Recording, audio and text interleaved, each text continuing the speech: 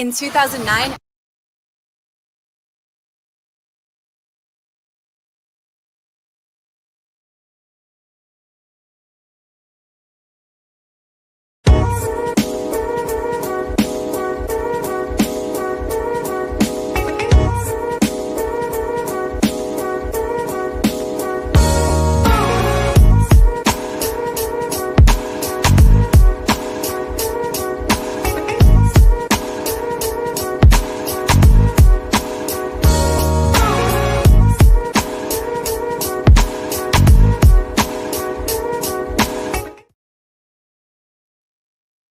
What's going on, world?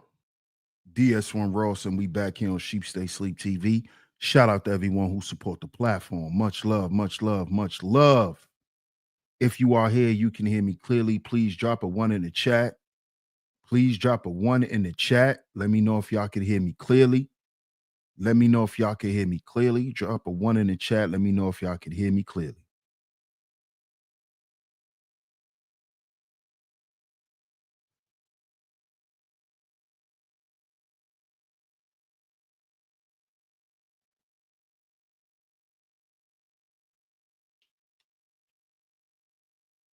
Let me know if y'all can hear me, family.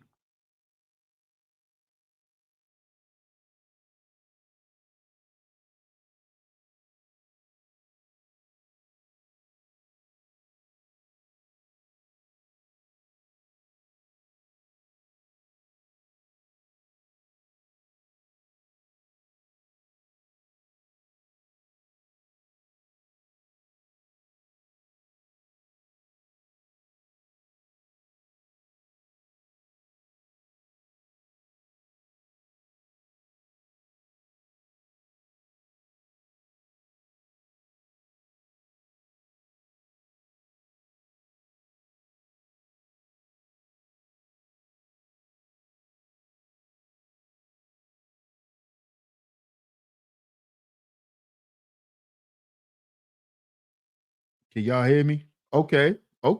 I see you guys can hear me. See you guys can hear me. Shout out to everyone in the building. And of course, we are back right here on Sheep Stay Sleep TV. I'm y'all host, DS1 Ross. Of course, I appreciate all the love and the support. Salute to everyone that's in the building, man. Shout out to all of my lovely lady mods. Salute to all the visionaries, man. And most importantly, welcome back to all the new supporters. We got another great show lined up for you guys today. So make sure you hit that like button on the way in.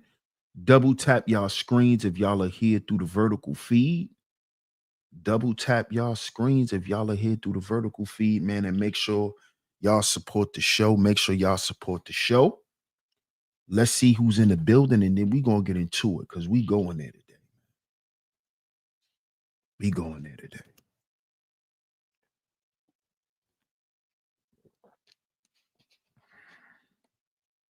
We going there today, man. Some people today, y'all might unsubscribe after today. Some of y'all.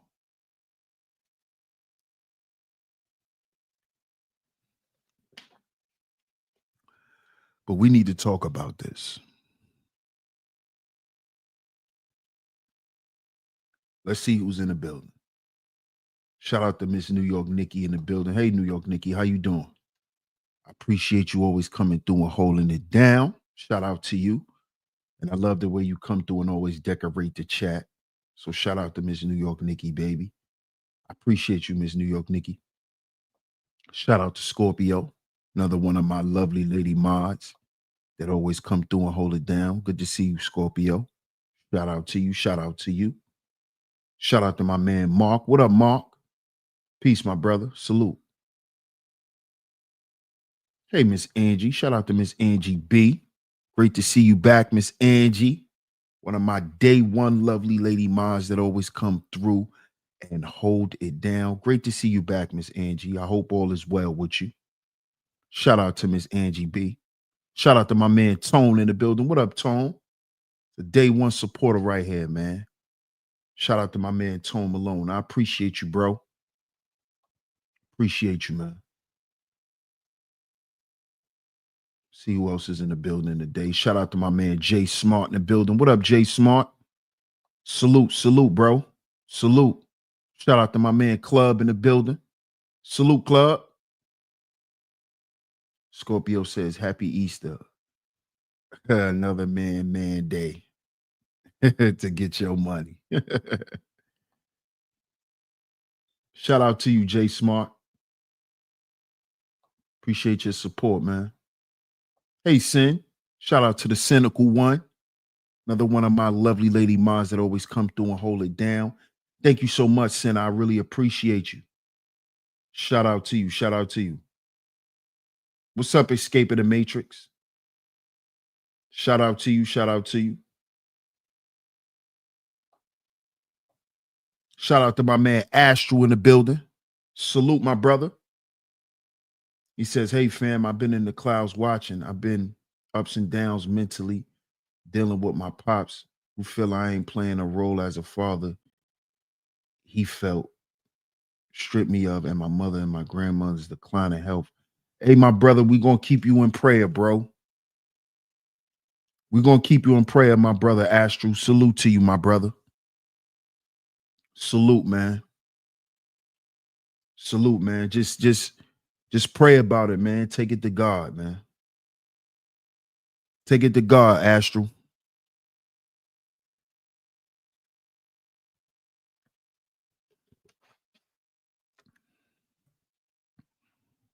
For real, bro. And if you need to chop it up, man, always holler at me. You know you can hit me up on a gram, DS1 underscore alliance. Excuse me, DS1 underscore Ross on Instagram. DS1 underscore Ross on Instagram. You can hit me up, bro. If you want to do a consultation, you can hit me up. Or if you just want to chop it up, bro, you need somebody to talk to, man. Shout out to you, Astro. I appreciate your support. What's up, Miss Gigi? How you doing? Shout out to Miss Gigi in the building. Hey, Keita T. Shout out to Miss Keita in the building. What's going on with you, Keita?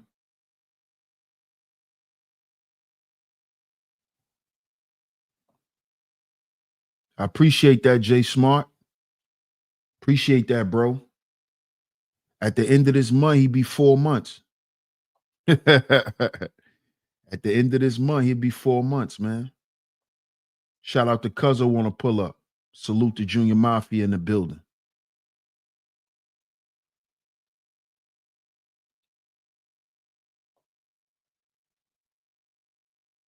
Yeah, shout out to Aretha Franklin, man. I love me some Aretha. Love me some Aretha, man. Queen of Soul, the real Queen of Soul.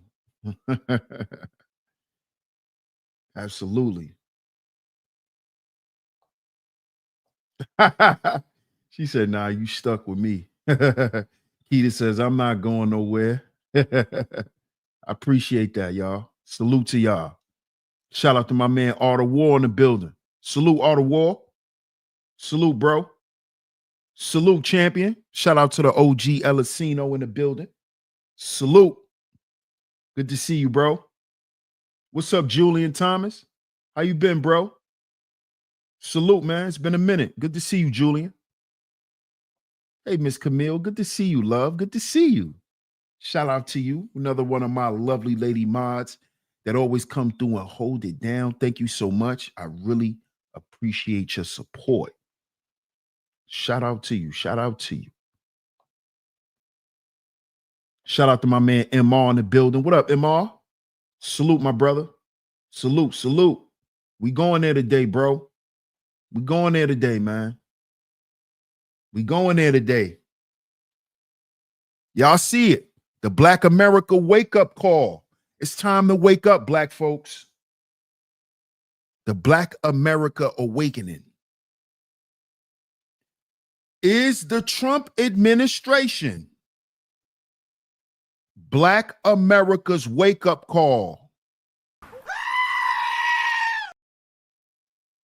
That's the subtopic. That's the topic we're going to be talking about today. Shout out to my brother D-Ski Veli. Salute, D-Ski. Appreciate you, bro. He says sheep stay deep to wake us up out of our sleep. Salute. Shout out to my brother D-Ski Veli. I appreciate your support, bro. And I appreciate your monetary support, my brother. Salute to you, bro. Appreciate you, D-Ski. Shout out to my man Bucket in the building. What's good, Bucket? Day one supporter right here as well. Been around for years, man. Shout out to my guy, Bucket. How you doing, Tanya? Shout out to Tanya in the building. Team Guardian in the building. I appreciate y'all. Salute, salute, salute.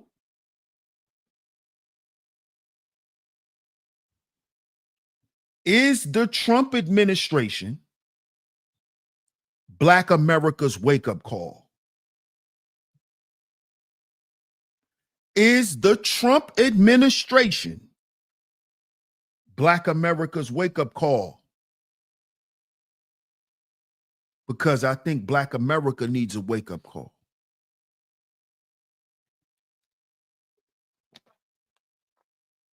And I think we're starting to get it. And I think we're going to get it through this Trump administration. Shout out to my brother MR. Salute, bro. He said, let's get it. Shout out to my brother MR. Appreciate that super chat, bro. Make sure y'all support the show, y'all. Double tap y'all screens on the way in, man, if y'all are here through the vertical feed, and hit that like button because we getting to it today. Shout out to my man Suge, man. Shout out to you, bro. Good to see you, man. I appreciate your support. As always, man, since day one. Salute, salute, salute. Shout out to my man Suge, man. Shout out to Bob in the building. Bob said it's overdue. It's overdue. Is the Trump administration Black America's wake-up call? And yesterday's show, I told y'all we was going to speak about this today. This is why I've been paying attention from Trump's first administration up until now. And as we say over here, Trump is trumping. And I'm going to tell you why I say Trump is trumping. Because Trump is trumping over a lot of people's expectations of him.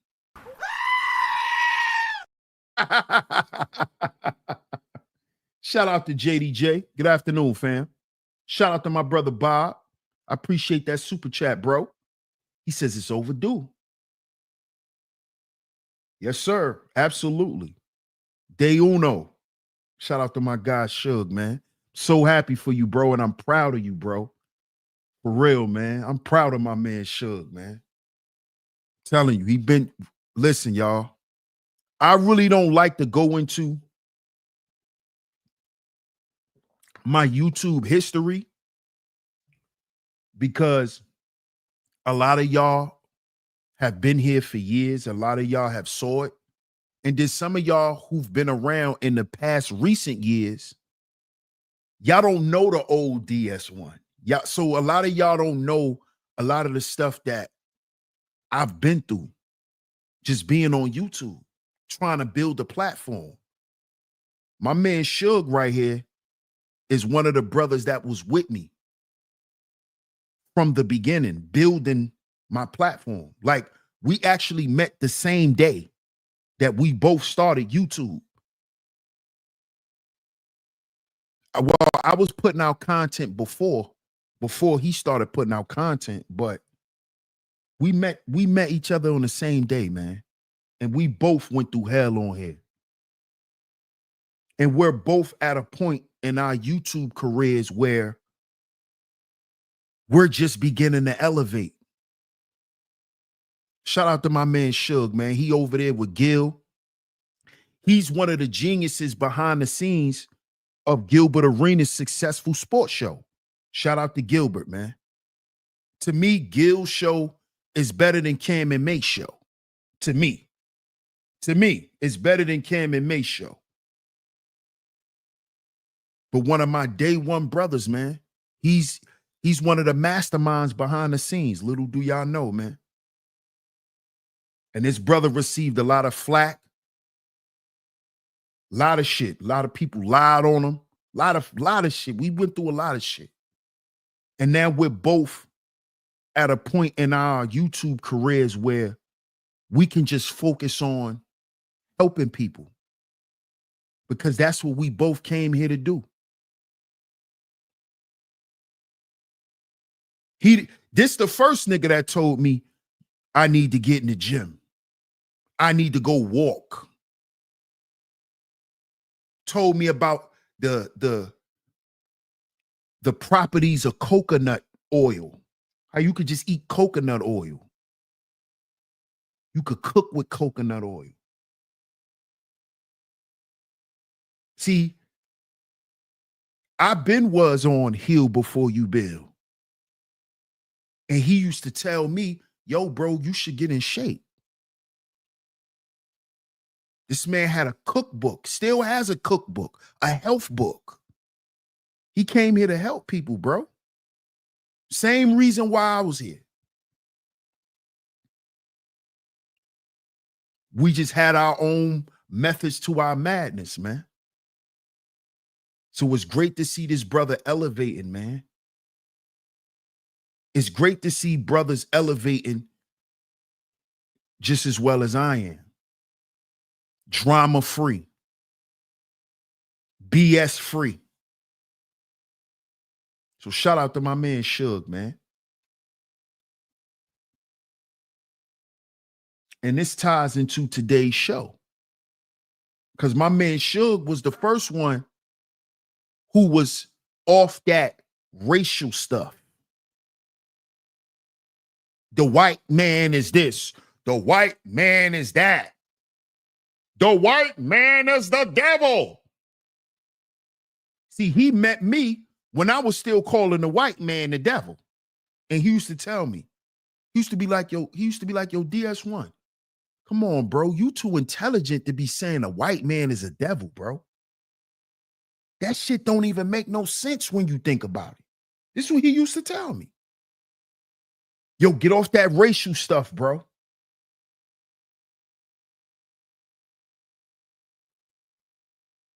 This is what he told me. He told me you gonna meet white people in your life that's gonna help your life more than niggas.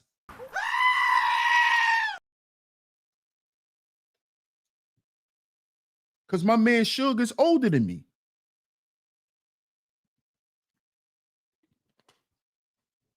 See? He used to tell me, bro. He used to tell me. Too smart for that shit, bro. That shit bullshit. That shit fake. And look at where we are today.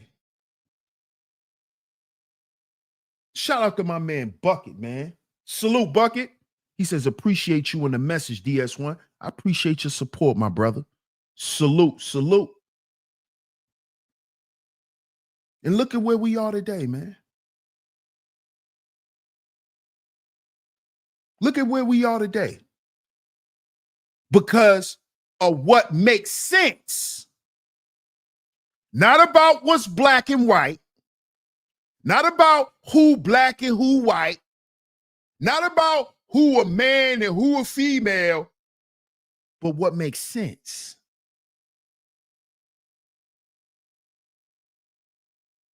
About what makes sense.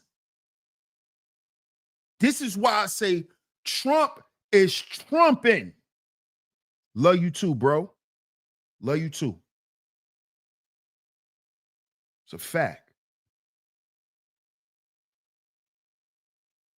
Because Trump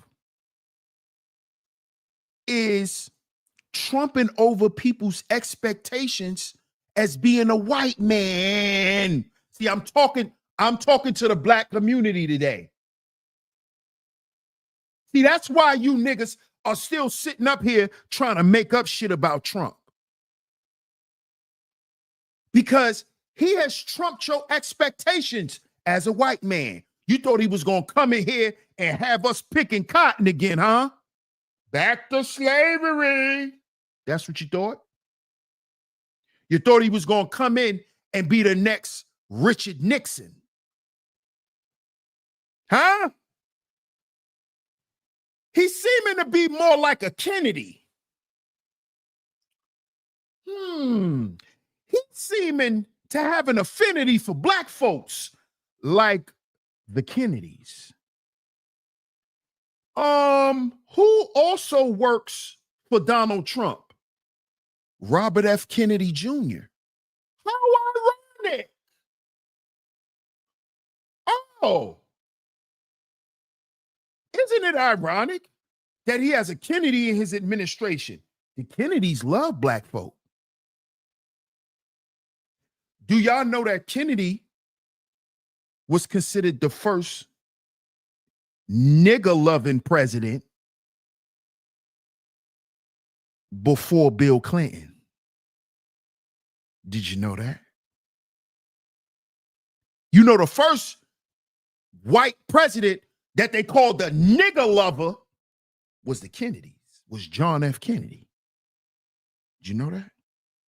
Before old Bill. Before old Bill. Did you know that? Did you know that? They said the Kennedys love niggers. They nigger lovers.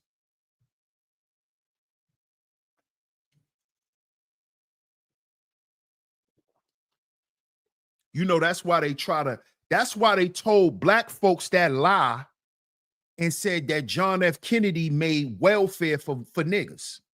You know who made that lie? That's a white lie. You know that? Do you know that's a white lie? That's a lie that white people told on white people. That's a white lie. Did Kennedy ain't create the New Deal? That's what it was called, the New Deal. Look it up. The New Deal.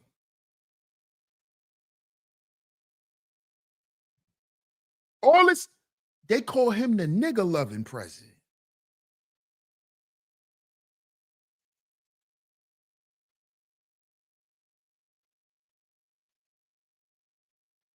Trump is racist. Then why is the head of the FBI, why is he Indian?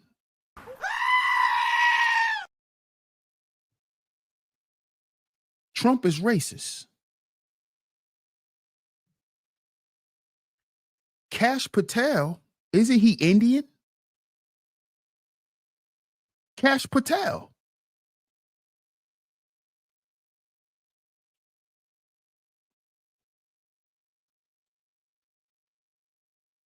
See, I'm going to talk to the black community today.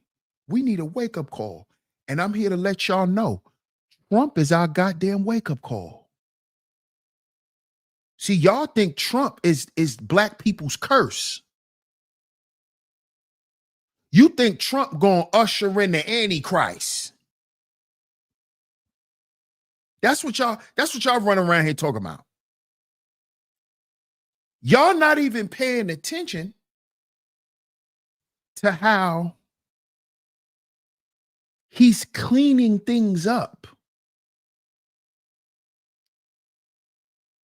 Y'all not paying attention? What up, Zuma? Shout out to my brother Zuma in the building.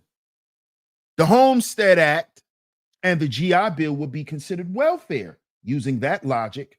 Thank you, Zuma. Shout out to my brother Zuma Duma. And I've said that numerous times, Zuma. Because people don't even know what the word welfare means.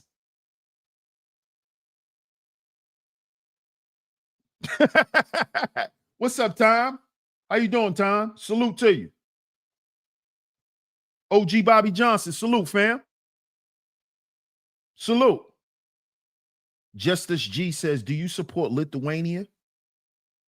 Shout out to Lithuania. I don't know about supporting them, but shout out to them. Right? We need to have this real conversation.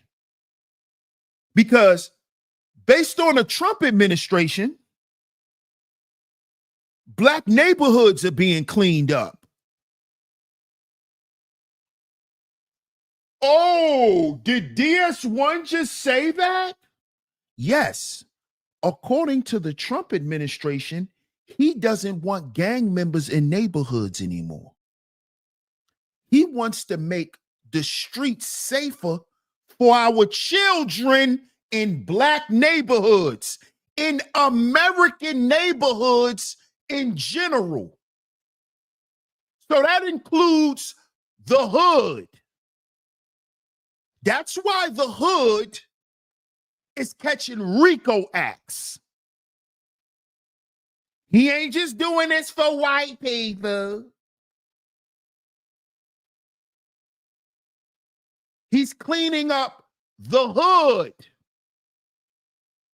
He's ridding the hood of drugs and violence. Why would Black people have a problem with this? Why would people who has been living in the hood all their goddamn life, who's been having to learn how to sleep through loud music and gunshots, why are y'all now upset that he has created a way to get rid of certain elements out of your goddamn communities? And here we go, a troll. Here we go. He's not. See, here go a nigga, right? Here's a nigga who think that you supposed to hustle your whole life. See, these are the niggas who still pushing that white man shit. Because that's a hustle. And I learned that shit. All that white man is the devil. That's a hustle. That's them same niggas that told us the white man was the devil.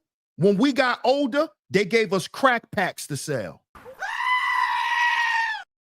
Tell me I'm lying. Now, yeah, we going there today.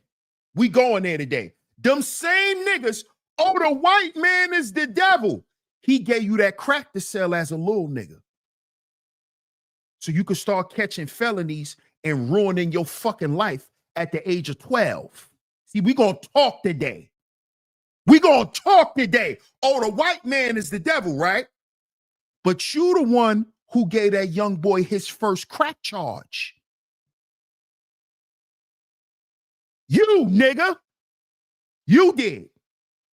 You introduced him to the criminal life and the criminal element. You did. You didn't say the white man is the devil, so you better stay out of jail. You gave us crack to sell to go to fucking jail. But the white man is the devil. Huh? We're going to talk today because, see, we grown men now. We not stupid. See, we grown men now. We not stupid. Nigga, we got our own kids. The same niggas that told us don't listen to the police. Don't listen to the police. Don't respect the police. These are the same niggas when your little young ass crashed out and caught a charge. He was fucking your mama and your little sister. We're going to talk today. Hit the like button for all you niggas that want to keep playing this race stuff. We're going to talk today. All of these niggas. The white man's the devil. While you in jail, he feeding your mother crack and pimping out your sister, your little sister. These the same niggas. These the same niggas that introduced us to gangster rap, who introduced us to hip hop. Right? Let's make the connection. These the same niggas who was touching on the little girls, who was molesting your little sisters, who was molesting your daughters, introduced us to hip hop and introduced us to the gangster life. I told you we going there today. I told you we going there. Tell me I'm lying. Tell me I'm lying, Black America. Them same old niggas was them same niggas who was molesting our little cousins, our girl cousins, and some of our boy cousins, who introduced us to Coogee rap, who introduced us to Big Daddy Kane, who introduced us to gangster rap. Right? Huh? But the white man is the devil. The white man is the devil. But you was the one selling my mother crack. You was the one tricking with my auntie who can't get off that heroin. It was you, nigga. It wasn't no white man. What white man? What white man? Where you at? What white man had my family strung out on dope? What white man? Huh? Ain't no white man convinced nobody in my family to smoke crack. What the fuck are y'all talking about? What white man? Huh? What racist white man convinced the elders in my family to do drugs? What white man? What's his name? Hmm? Huh? What? See, what I found out that shit was a lie. Y'all told us to blame the white man because we didn't want to grow up and blame y'all. You didn't want us to grow up and point the finger at y'all and said, y'all did this shit. Y'all fucked up our family. It was y'all. So you told us it was the white man. You told us the white man destroyed the black family. The white man. No, it wasn't the white man. You couldn't deal with the fact that that man lost his fucking job.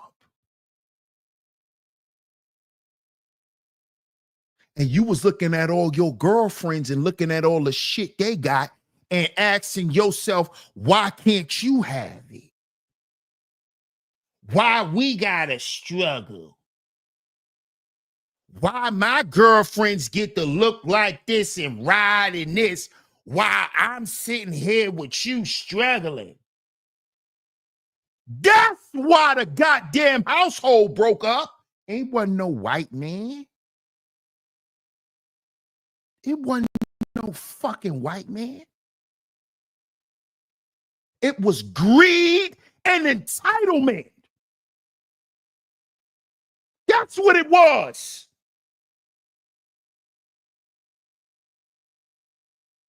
Because you felt like y'all wasn't going out enough.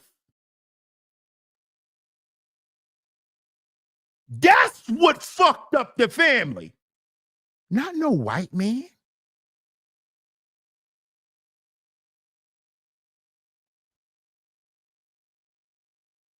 Your ass not wanting to follow authority so you can't get a job, nigga.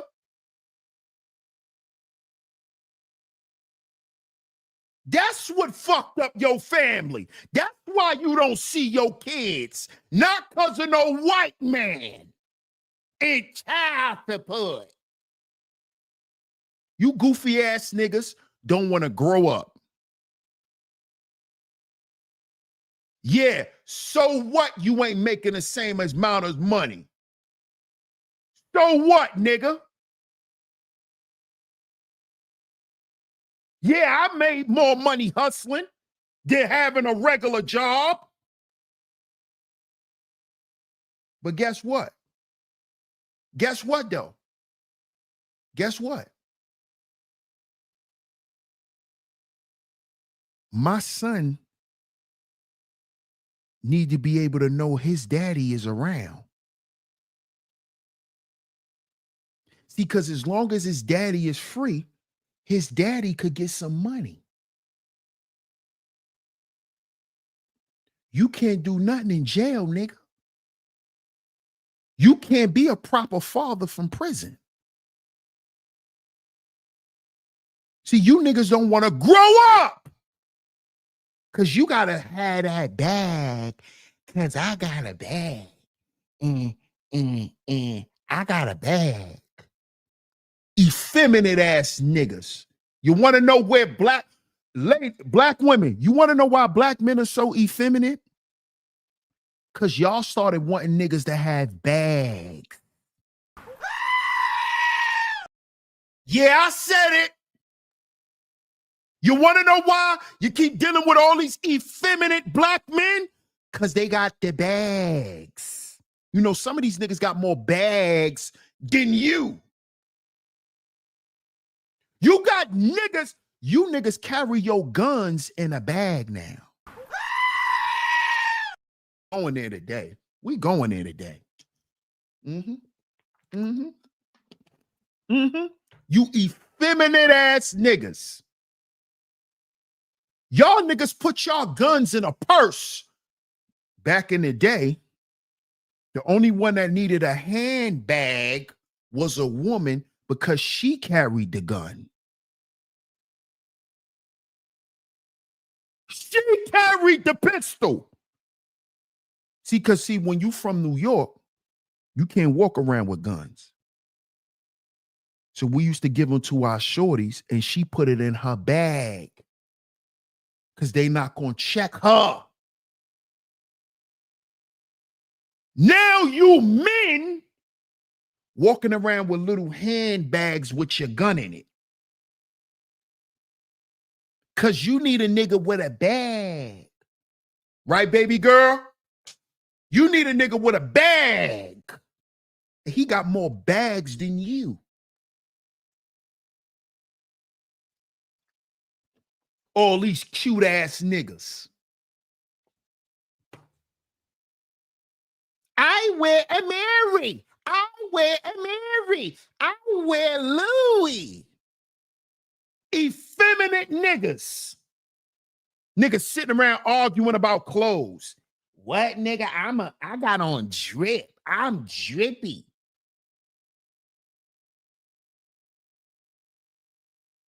I'm drippy. Shout out to the Trump administration. Because now you niggas not gonna be drippy. How you feel? How do you feel? Huh? How you feel? How you feel that now you can't be drippy? Huh? How you niggas feel now that I'm getting a bag to wear fake clothes? I'm getting a bag to wear fake clothes.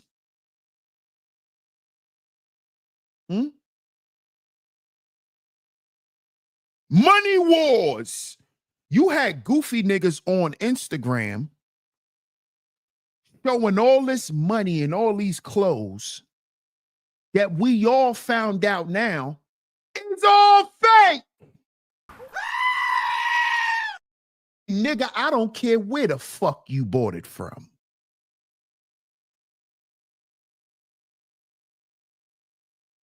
Shout out to Donald Trump for putting pressure on China, and China just told the whole world that all you fly niggas are fake niggas. You quote unquote fly niggas are all fake niggas. All your drip is fake. Your Louis don't come from Italy. It comes from the same place where they make dog fried rice. So just know, all you niggas who spent hundreds of thousands of dollars on fake shit, your whole life, your whole existence is fraudulent. This is why it's time for black folk to wake up. Black people in America, it's time to wake up. Your whole goddamn life, it's fake. Fake clothes. You've been wearing fake clothes your whole life. We're going to start with the men first. You've been wearing fake clothes your whole life. You've been eating fake food your whole life. Because, see, a lot of you niggas are McDonald's babies. How do I know that? I was a McDonald's baby. See, I don't just get up here and talk shit. I was a McDonald's baby because my mama worked at McDonald's. Yeah. I was one of them kids. My mama brought me home McDonald's every night. I was eating double cheeseburgers at 6, 7. Big Macs. Had every Happy Meal toy. I was a McDonald's baby too. My mama worked at McDonald's. McDonald's baby. McDonald's baby. He said, I could tell. I was a McDonald's baby. I was a McDonald's baby. Shout out to my man Third in the building. What up, Third? Shout out to my man. What up, Ism? Shout out to Sir Ism in the building. Salute. He says, DS1, I'm a fly ninja. And my fake, hey, Ism. See, Ism, we understand, me and you understand what fly is.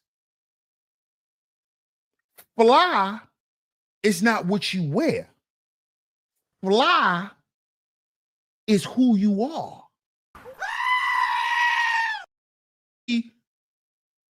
When I consider somebody fly, it's their personality. It's who they are and how they wear what they wear. It's not what you wear. It's not about labels. Shout out to my man Ism. Fly nigga. What up, Rick's Mace? Salute. My Louis and name brand clothes come from the thrift stores and charity shops, as they should. As they should. Huh?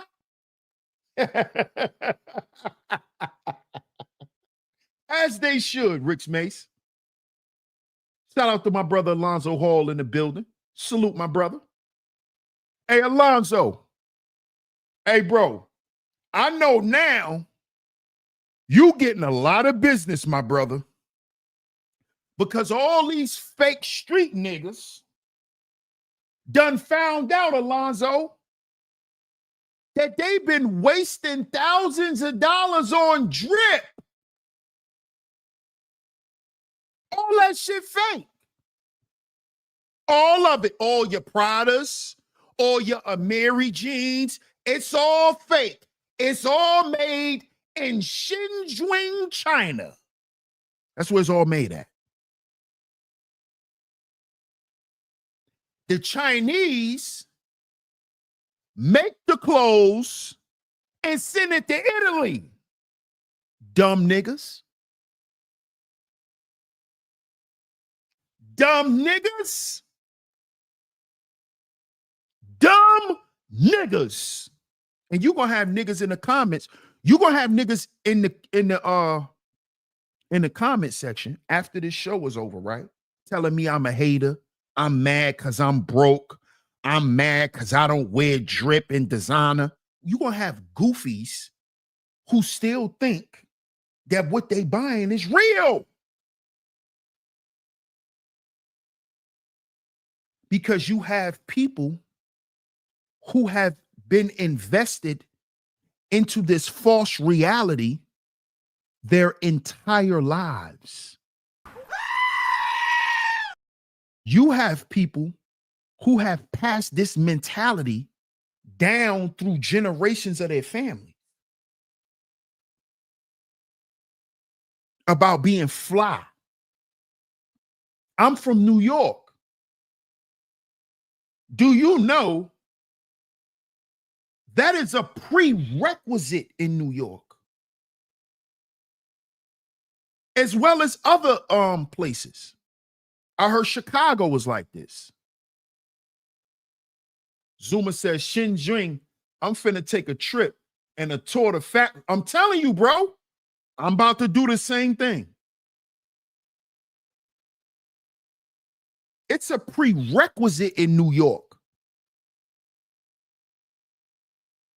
Especially if you from Brooklyn. If you from Brooklyn, growing up, you had to wear name brand clothes. You had to wear name brand clothes. It was a prerequisite. We was trained like this. It's part of New York culture, fashion. And then we find out all of this shit is fake. We've been buying into an illusion for years. And you wonder why the Jews are just able to come back and buy the community from us. Because those same buildings that we were selling crack in, we never thought about owning them. Guess what we wanted to do? We wanted to take pictures and look fly outside of them. That's all we wanted to do.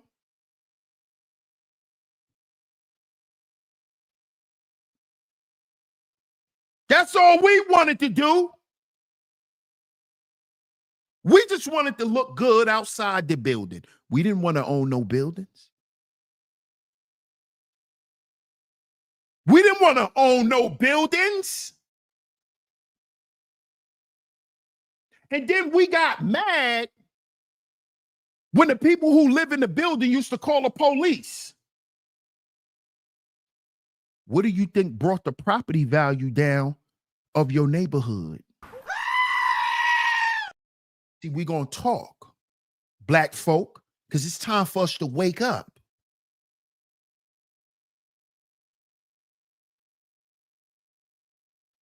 What do you think brings down the property value? Crime. Crime. Crime brings the property value down.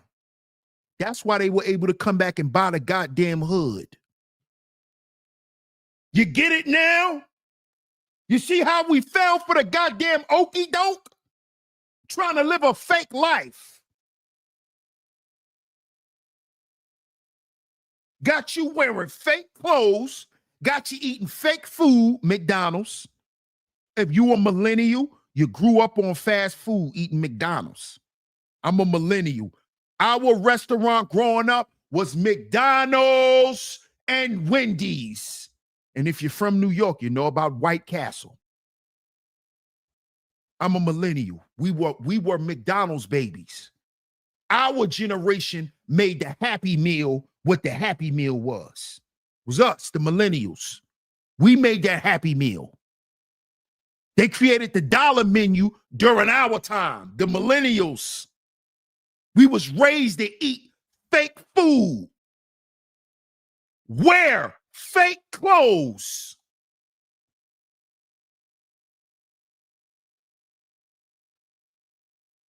And guess what else they convinced us to do, fellas? Listen to fake niggas. Yeah, we gonna talk. Hey, Angie, baby. They had us listening to fake niggas.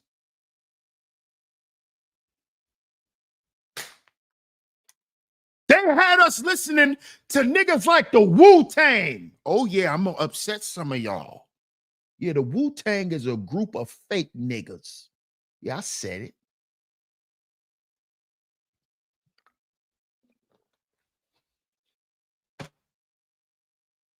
Bunch of fake niggas. Everybody a different character in the Wu. We thought they was real. Peace, God. Peace, God. The white man is the devil. What's today's mathematics? Knowledge, God. Fake. Fake.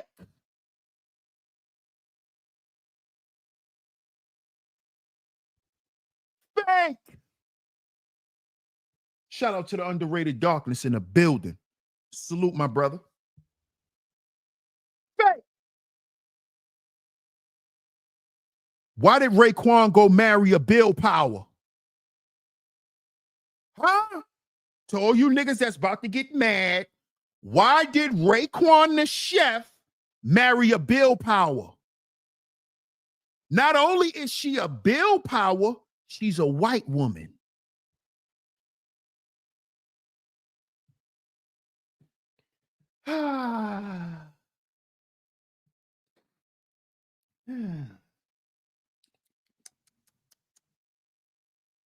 Mr. Purple Tape married a white woman. He been telling us the white man was the devil.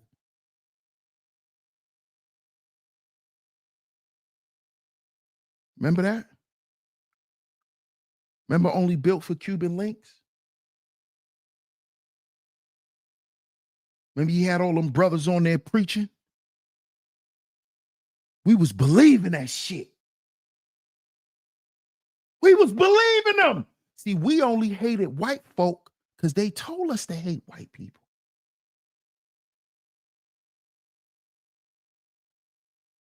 See, I'm talking today.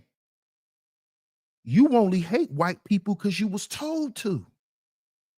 Just like the white people that hate you. They only hate you because they was told to. Yeah. Just like them racist rednecks was taught and raised how to hate black folk, we was taught and raised how to hate white people. And guess what they told us? They said this is supreme mathematics.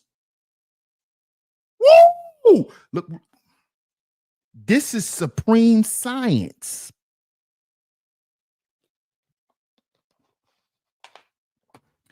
This is supreme science and math.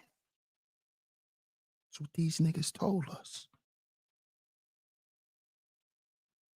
Didn't we find out Ghostface is schizophrenic?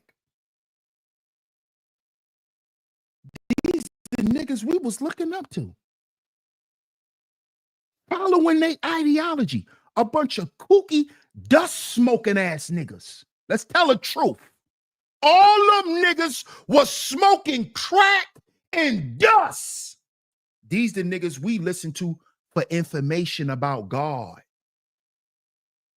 Knowledge God, peace God. These niggas smoking crack and dust. Let's tell the truth. Because see, we grown now.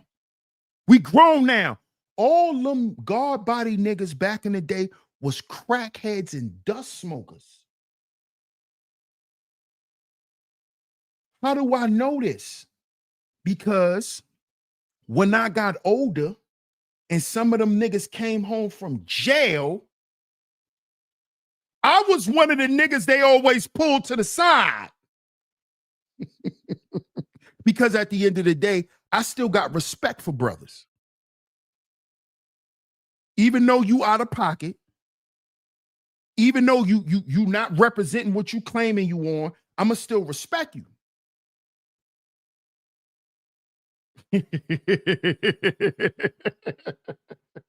My man Zuma. Yeah, they was on that Takao, OG Bobby Johnson.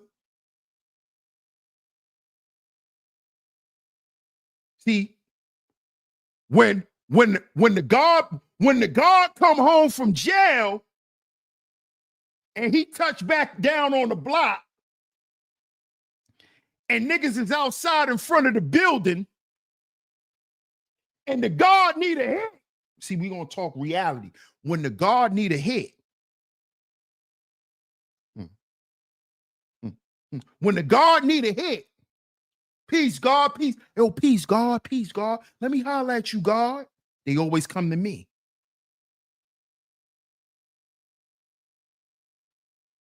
Yo, Lord.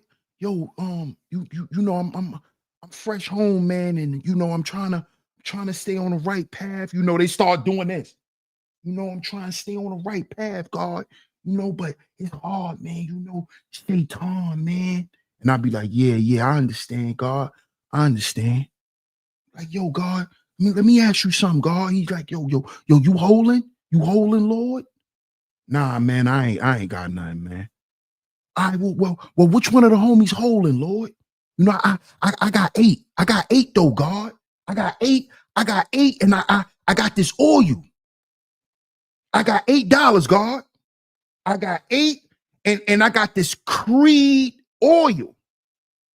See, you know, a lot of these niggas, they ain't getting this, God. I got the Creed Aventus oil, Lord. So you know, go talk to the bros and you know, tell them come holler at me, but tell them I only got 8, God.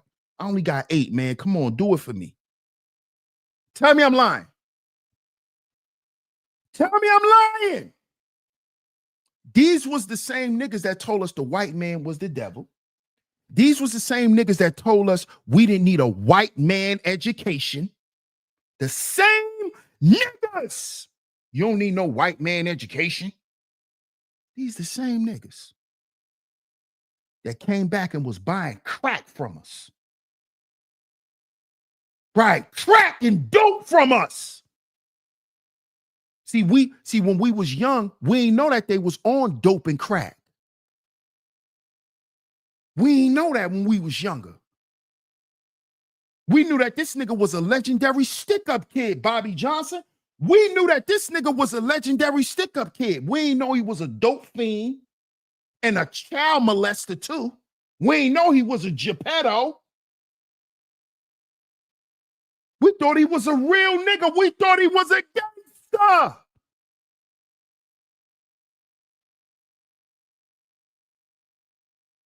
See, we gonna talk reality. We need them niggas out the black community. Our sons and grandchildren shouldn't have to grow up and hear no dope fiend tell them about God.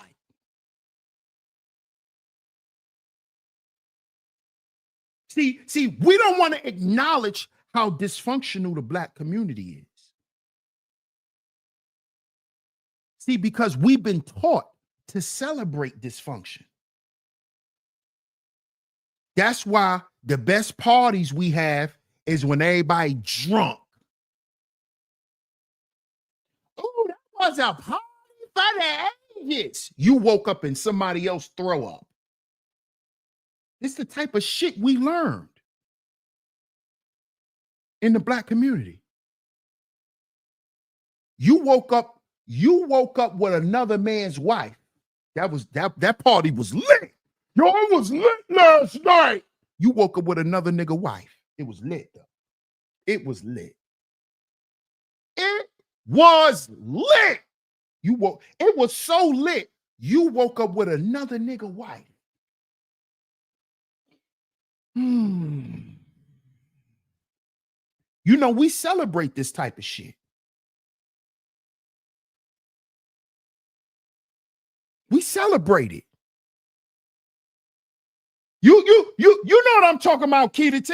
You know what I'm talking about.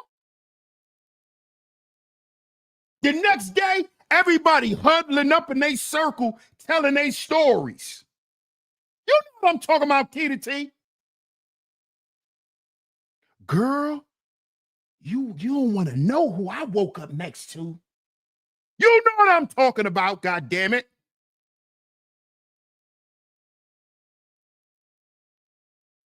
Girl, I done woke up next to this nigga. And here go us. Yo, boy. Yo, last night, boy, was crazy, son. Yo, boy, you don't want to believe who I woke up in the bed with. Tell me I'm lying. Keita T, know what I'm talking about. This the shit we celebrate as black people. We call this the black community. Oh, DS1 talking down about us. What? Oh, because I'm highlighting debauchery that we think is cool. All the lies we've been fed since we was kids. All the shit we wasn't even supposed to see and be around as children. You still got black people today who still want this shit to exist.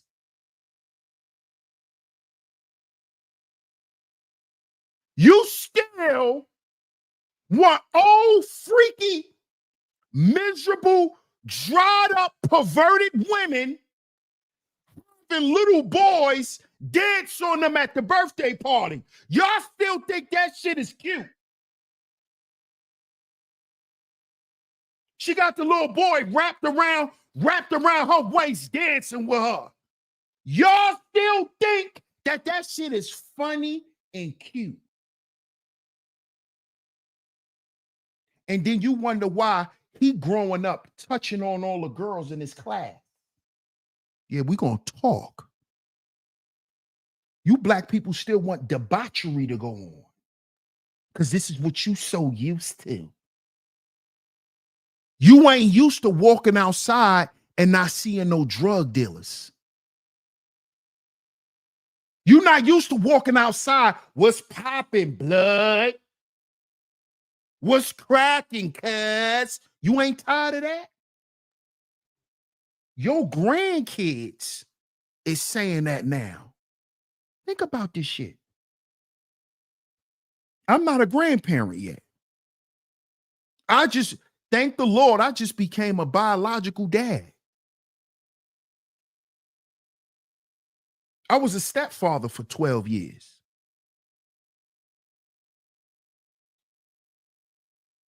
And I moved them out of New York because I didn't want my stepsons turning blood. See, my ex is from the Bronx. Yeah. Mm-hmm. I ain't want my stepsons turning homie. I ain't want my stepsons turning RPT. He OY.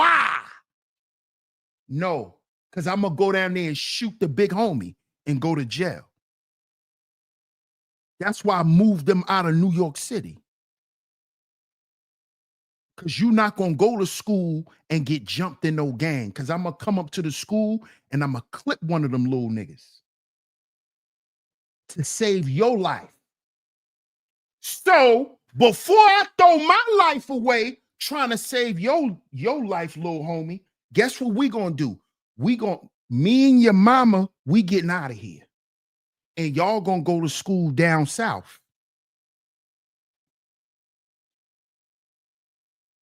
Because I don't want to hear you You running around with Shy EK in them. You see? See? You see?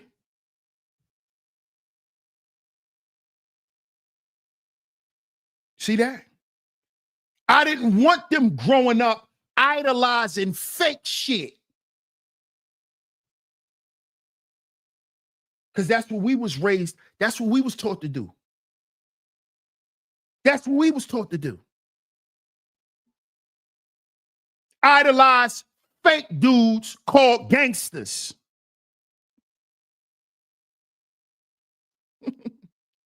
And what are we finding out about all these so-called rappers that we thought was gangsters? They're all what? Zesty. This is what we finding out. That they all zesty. The guys who told us to act tough and to be gangster, and you can't let nothing slide, and you gotta be a stepper, and you gotta know how to hold it down. These niggas didn't hold their booty holes intact. These are the same dudes. The same dudes. The same dudes. Let me show you how fake this gangster shit is. Right?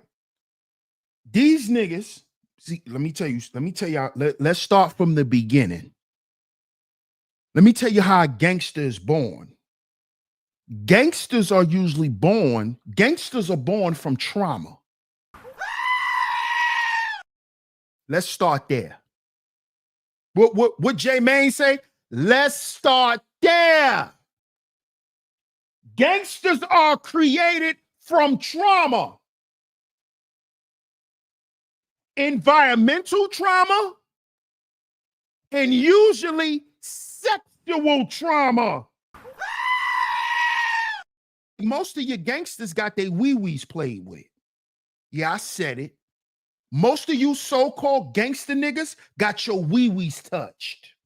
Whether it was an older woman, like your auntie touching your wee-wee, or it was your uncle.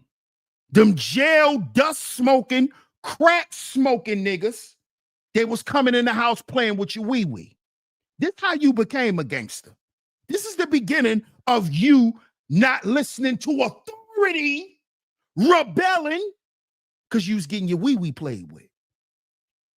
See, we're going to talk today. I told y'all not going to like today's show, because this is the ugly truth about the Black community and all this fake shit.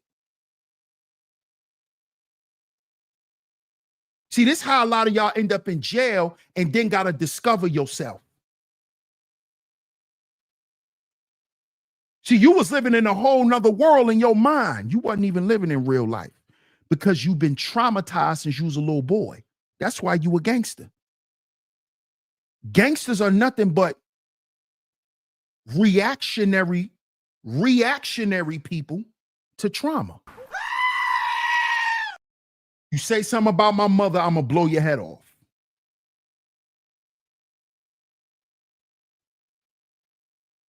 You say something about my mother, I'm gonna blow your head off. Trauma. Why is that traumatic?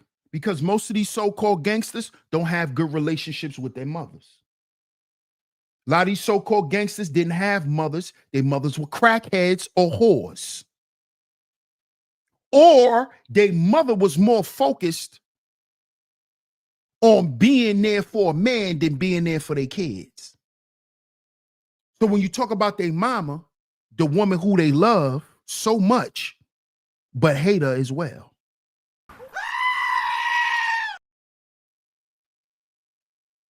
And they only hate her because she never said sorry. That's these gangster niggas. These niggas, a gangster was made in Hollywood. There's no such thing as a gangster in reality. There's no species of anything in life called a gangster. That is some Hollywood made up shit. That's why your best gangsters are the ones who are what? The most traumatized.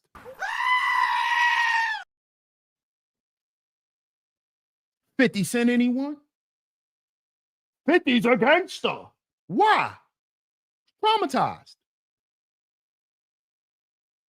He didn't know his mama. He said it in the song. Growing up, he said it in the song with Game. Growing up, I was confused. My mama kissing a girl. Y'all don't even listen to niggas. You think it's cool to be a gangster? Niggas are weirdos. Gangster? 50 told you in the song. Growing up, I was confused because my mother was kissing a girl.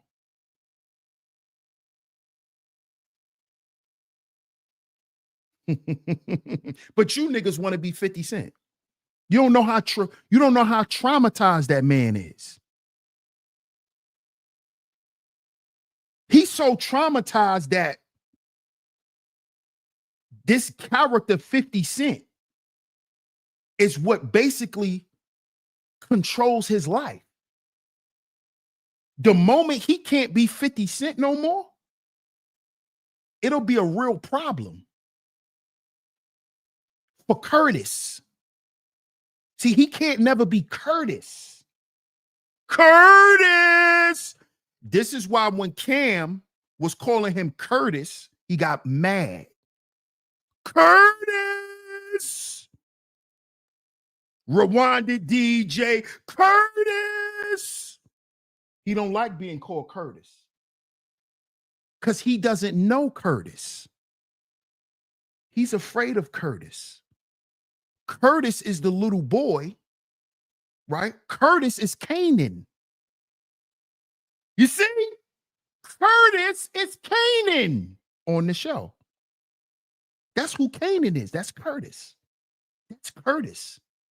He literally created a character to show the world the real him through a character. That's how ill 50 is.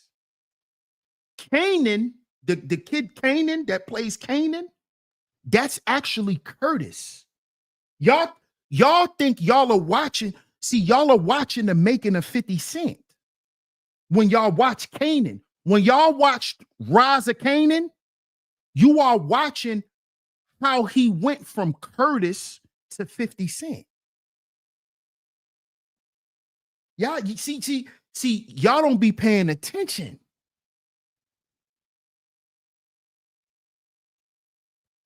Canaan is Curtis.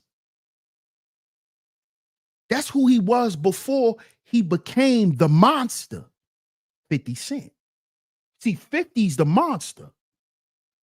50 is who he became after everything happened to him.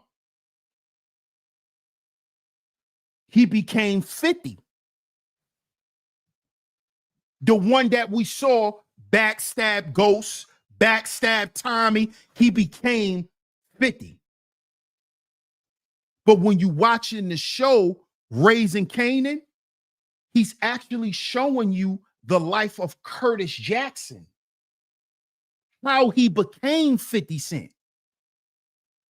All of the things that happened to him that made him the way that he was. He's showing you that he didn't have a choice. He couldn't be Curtis. He was never allowed to be Curtis. That's what he's showing y'all in the show. That's what he's showing y'all. That he never had a chance to be himself. So he had to become a killer. He had to become a drug dealer because of what he was from, his environment, and the trauma that the people around him experienced. All they knew was to traumatize him because they didn't know how to raise him because they had to raise themselves. That's what he's showing y'all in the show, y'all. He's showing y'all how these quote unquote gangster niggas are made. There's no such thing as a gangster. But this is what they made Black American boys believe in the hood. And guess what comes along with that?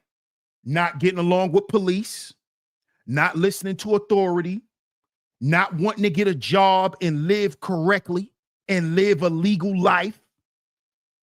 Look, this is the narrative that they fed to us in the Black community. As Black men. The niggas right in the hood told us that. Wasn't no white man. Wasn't no white man. Oh, you can't find a job because they racist. Nigga, you can't find a job because you filled out 2 applications. But we used to say that. When we used to go fill out 3 applications, we used to say, oh, we going job hunting and go fill out 3 applications. This is the type of shit we used to do. And then when we ain't get no call back, oh, they ain't hiring me because they racist. This the dumb shit we used to say because we was taught by a bunch of sellout niggas. See, I'm here to tell y'all that these street niggas is the niggas who sold us out in the hood. Because they're the reason why we think backwards. Black men believing them dumb lying ass niggas. The white man is the devil is a hustle. Playing the race game is a hustle.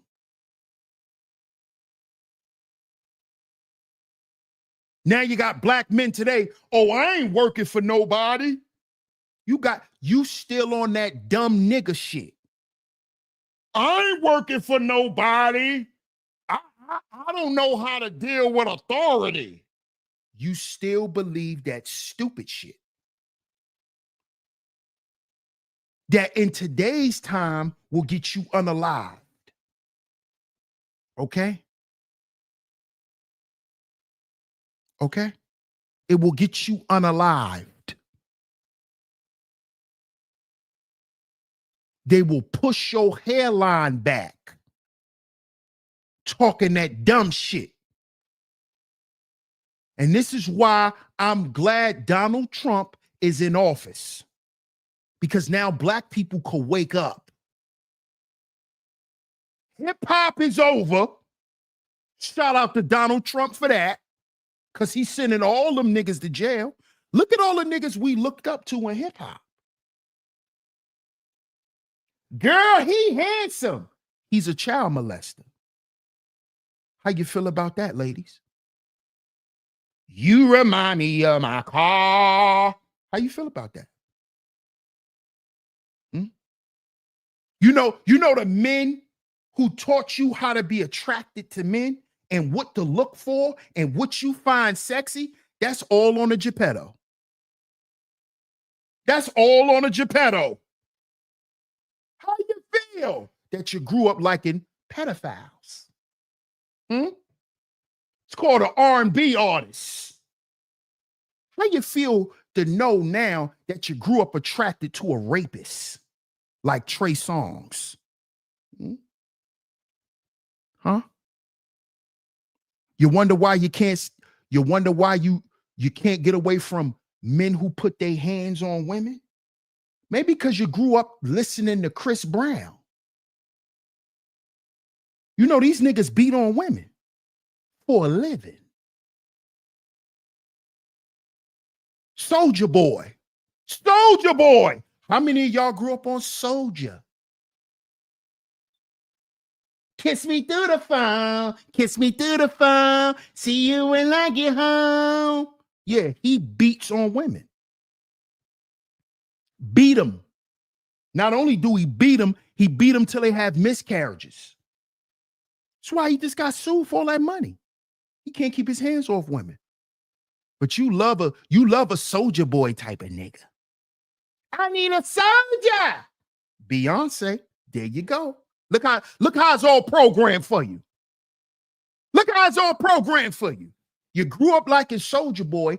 Then when you get older, Beyonce come out with a song and tell you to like a soldier. See how it confirms?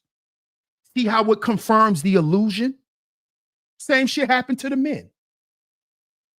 Same shit happened to the men. Same shit happened to us.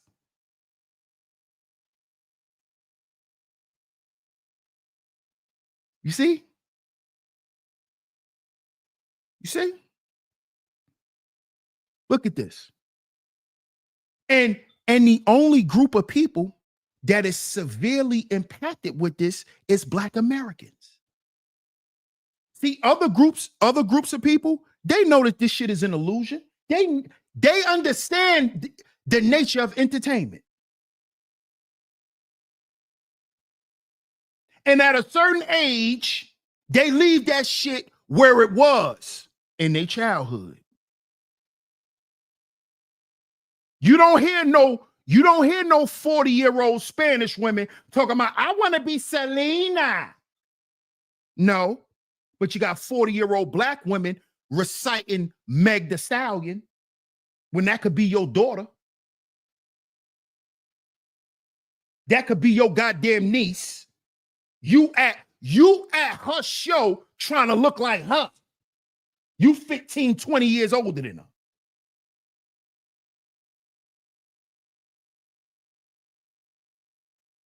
This is the problem with the Black community. Then we wonder why so many Black people homeless. Because we ain't worried about homelessness. We not worried about the shit that matter. So now we need a whole new administration to come in and to force the change on Black people. Because that's what Black people always needed. Whenever you leave Black people to do it for themselves, niggas ain't gonna do shit. That's what I learned. It's gonna have to take an emergency uprooting for niggas to get serious. Oh, let me do it. Oh.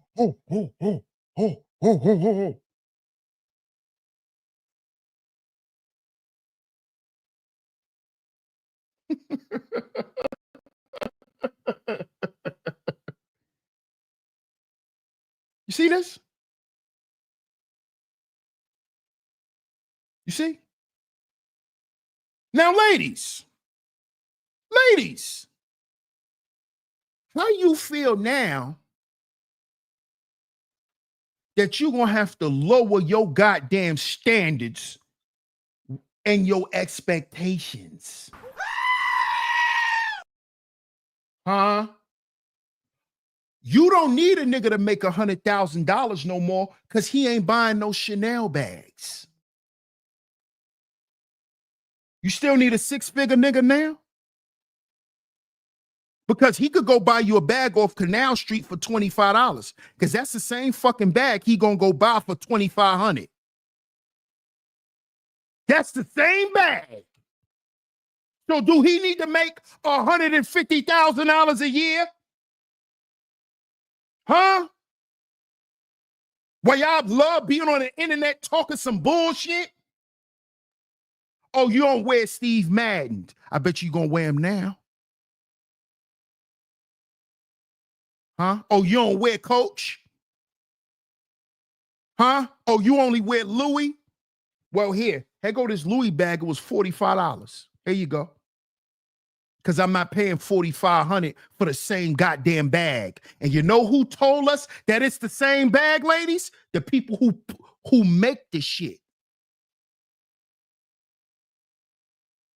The people who make the shit told us it's the same thing. It's just that when we ship the bags to Italy after making them, Italy puts all of that tax on it and send it to America, and now the bag is $4,500. You still need a nigga that makes 6 figures so you can live comfortable? Because why we gotta struggle? Why we can't live comfortable? So your man gotta make $100,000 a year for y'all to live comfortable.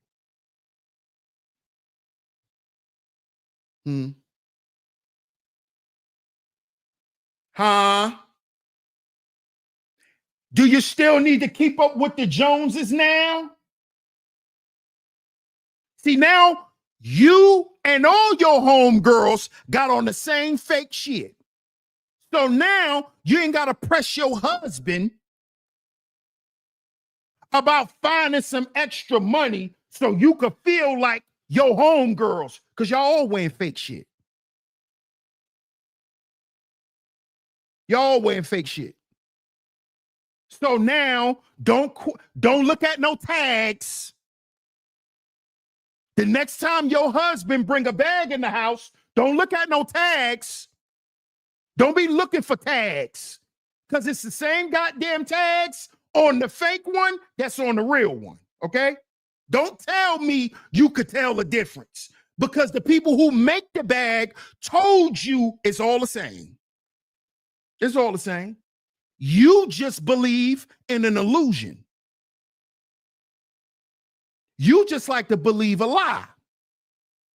You think because you got the purse off the mannequin that's in the storefront, you think that's a different bag than the bag you bought from the alley on 43rd Street in New York. You think it's a different bag. You think the people who selling it in New York outside on the sheet, on the ground, you think they make those bags. No, they get them from the same manufacturer that your real Louis bag comes from.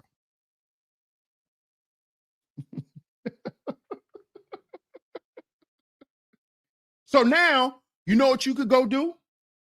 You need to go sit down somewhere and figure out how to be a woman, right? Without all those labels.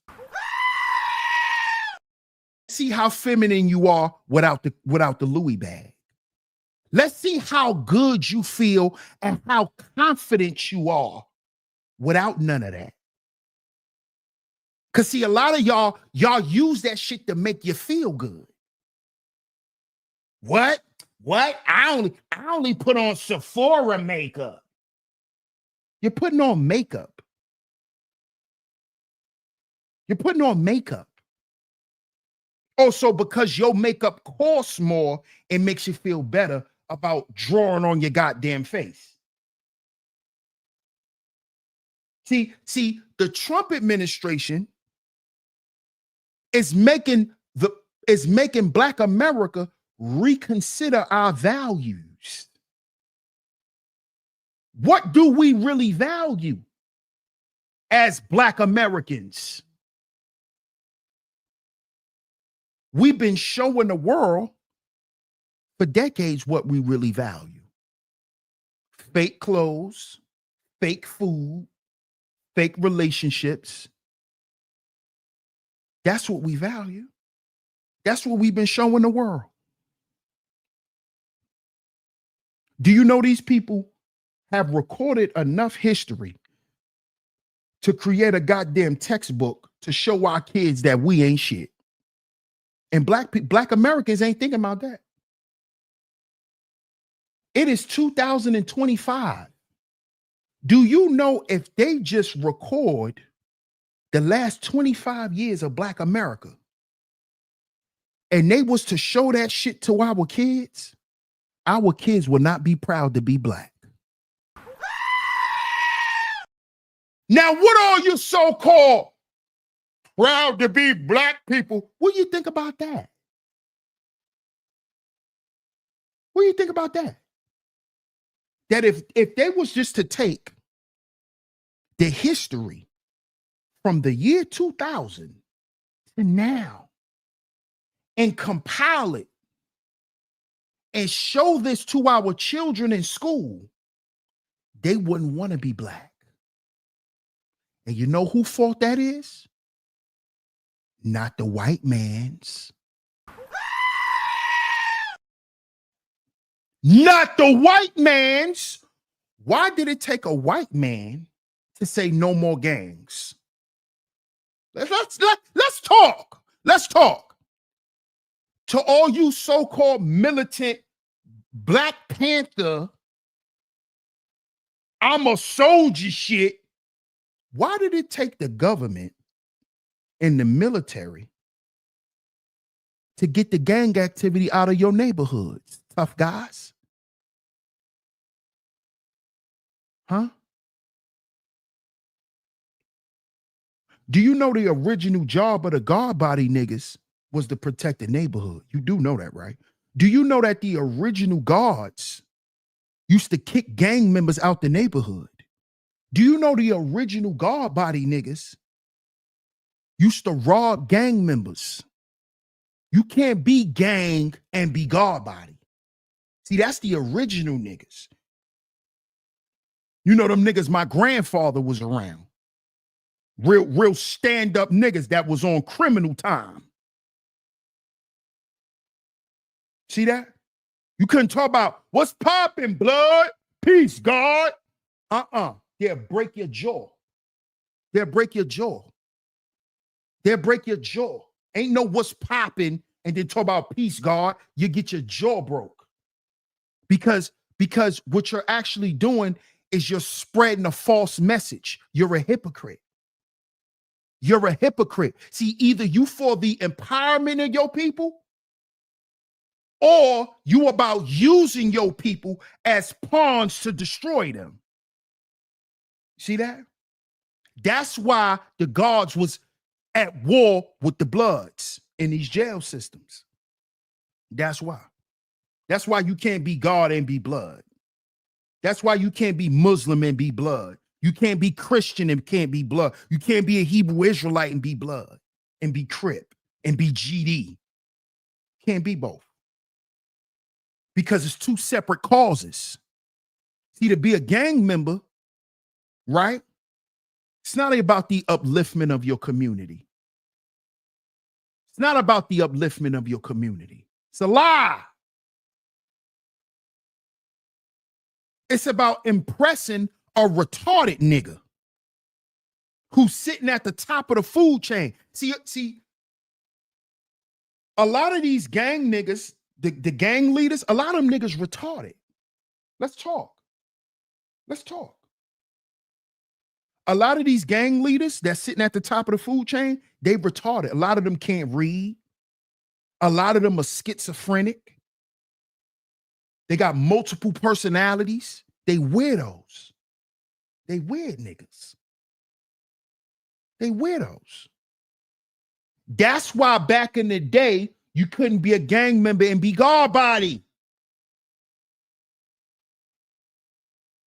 Because the gang members was weird niggas. They were weirdos. See that? So either you're going to protect the community or you're going to be the reason why it's fucked up.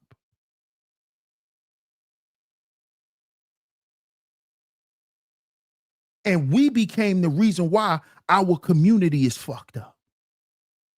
So much to the point where we couldn't stop our own gang violence. Why does it take Donald Trump, the FBI, and the goddamn Border Patrol to outlaw gang activity?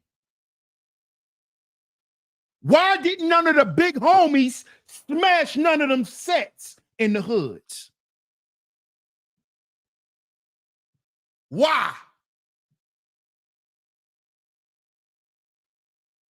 Why? Why none of them came home and smashed none of that shit?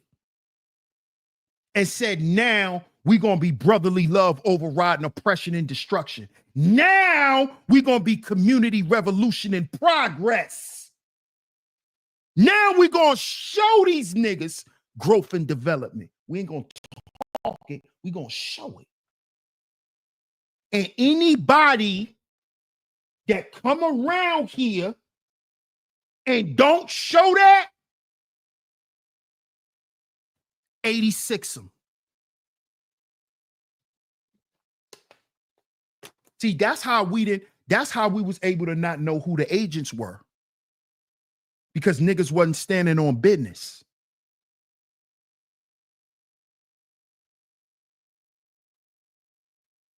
If you don't stand on brotherly love, overriding oppression and destruction, and you pull up on some gang member shit, we 86 in you, homie. If you come around here and you ain't on no community revolutionary shit, we 86 in you, homie. That's what it was supposed to be. That's what it was supposed to be. Because that's what Donald Trump is doing. Donald Trump is saying, you still want to be a gang member? You still want to act like you ain't got no goddamn sense and you 40 years old? 80 years. And to all you young niggas, we gonna make an example out of y'all. You see what they just did to little TK? 80 years. We gonna show y'all young niggas that we gonna do y'all worse than we did y'all uncles. Y'all gonna get way more time than your big cousins. Because you're gonna have 80 years at 22. Yeah. Yeah. Your uncle got 50 years at 25. You got 80 years at 19. See why it's time to wake up? These young boys, 19, 20, got 80 years. Trump administration, he not playing. We gonna clean up these neighborhoods one way or another. My son couldn't do it because he one of them fake niggas from back in the day. My son couldn't do it because these niggas ain't about changing nothing. They ain't about changing nothing, because in order to change something, you got to denounce that shit. And a lot of these niggas, they ain't trying to denounce the hood. They ain't trying to denounce.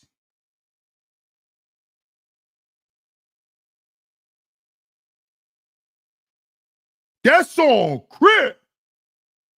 That's on hood. Look at Whack 100. Whack 100 is damn near a 60-year-old man on Paru. This man is damn near 60 years old talking about on Paru.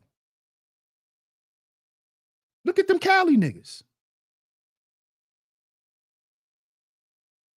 On gang, on gang, on gang, on the hood.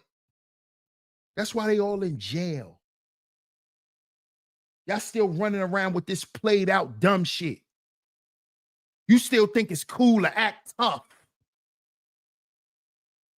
That shit is played out. That was a program for that time. Shout out to For No Fame. He speaks about this all the time on his channel. Why you think they destroying hip hop and gangster rap? They don't want that shit in America no more. So what do you think is going to go out with the music? The lifestyle. If they getting rid of hip hop, what you think got to go with it? The lifestyle. What is the lifestyle? Living on Section 8 your whole life. Living on food stamps your whole life. What's the lifestyle?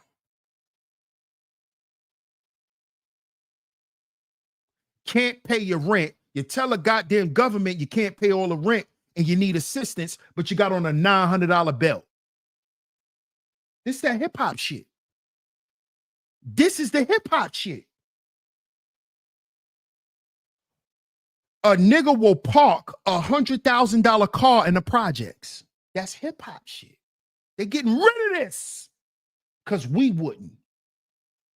Because we wouldn't. Because we wouldn't. Now they getting rid of it for us. They're going to make us grow up now.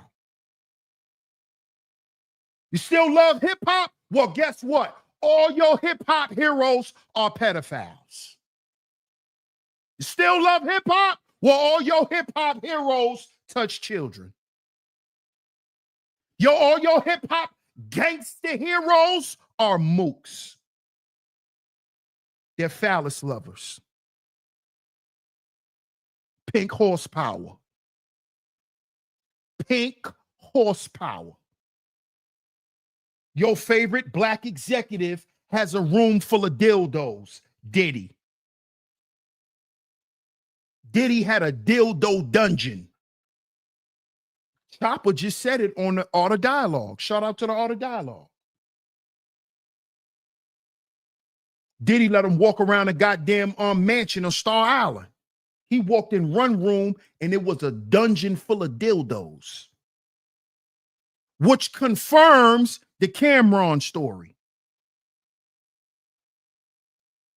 So if you like gangsters, you like homosexuals. You like mooks. You like DL men. If you like gangsters, you like DL men. You like men who like dildos, like Cameron and Mace. They like big dildos too. Like Chopper said on the interview. He said when he walked in that room, when he walked in that dildo dungeon in Diddy's mansion on Star Island, he said that man had dildos standing up like assault rifles all in the room. He said the room was decorated with dildos. These are your gangsters, y'all. Conway the Machine. He partied with Diddy. All the gangsters. All the gangsters. Dildo dungeon. They all been to the dildo dungeon. All of them. They all been there. They all been there. Shout out to TSTV in the building. Emotional damage. They all been to the dildo dungeon, Miss Angie. All of them. Yeah, Chopper said they were the size of assault rifles, Jay Smart. He said Diddy had abnormal sized dildos. He said the whole room was filled with them. As soon as you walk in, you just see dildos. A dildo dungeon. Come on, bro. These are your gangster niggas. They all went to Star Island. It's all fake, y'all. That's why it's all being destroyed. Because it's fake. It's time for Black America to wake up. Wake up out of your stupor. This shit is dying around you for a reason. And a lot of y'all may not like this. But I'm starting to learn to look at God in everything, in every situation. I'm starting to learn to look at God in every situation. This is a wake-up call, y'all, from God. This is a wake-up call, y'all. As Black folk, we have to see it this way. We don't need hip-hop no more. What do we need it for? It's a bunch of mooks and prostitutes. This is what we found out about hip-hop. So do we still need hip-hop? We had hip-hop for 50 goddamn years. Do we still need it? We ain't had enough. Look at the music now. Look at the music now. We don't need this shit. We don't need it, Cleveland. Shout out to my man, Cleveland.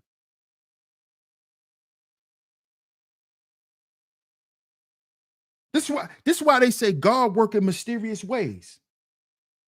Because this hip-hop shit taught us to hate white folk.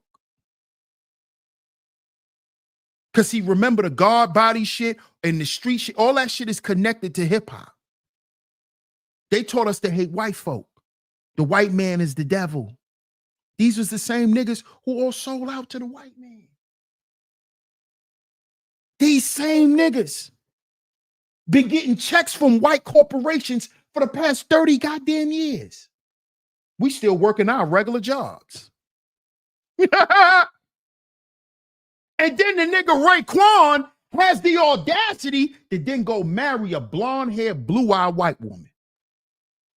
You see this shit? They sold us out with this hip-hop shit. And the lifestyle that came with it. Hip-hop encouraged black women to be prostitutes. Why you think they incorporated the pimps into hip-hop? To get the women to feel good about prostituting. All this shit is connected through hip-hop and our lifestyle and our culture.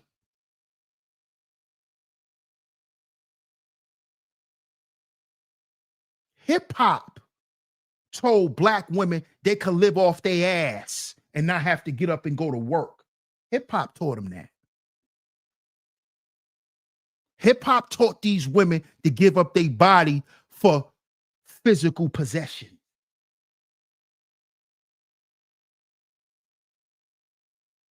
Hip-hop was an extension of pimping and hoeing. Because now they got all the girls telling the women to do what? Sell a coochie. You ain't had that back in the day. You had women who talked their shit and who flaunted and who bragged and who was provocative. But now you got these girls today telling y'all to directly sell your coochie and be proud to sell your coochie. This is in hip hop. Do we need another 50 years of that? We need another 50 years of that?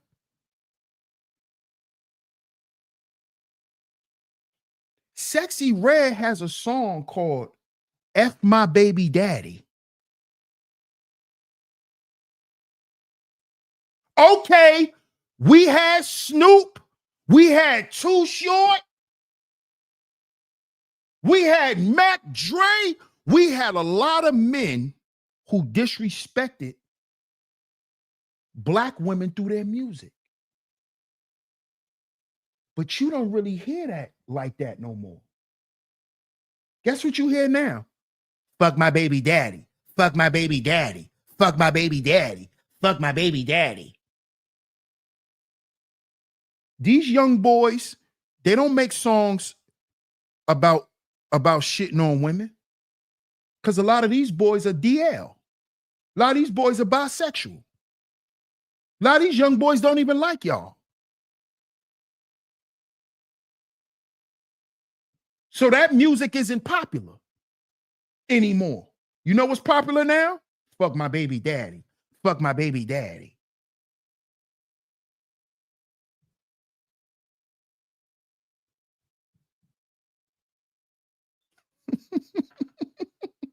See this? You see this? That's the order of the day now.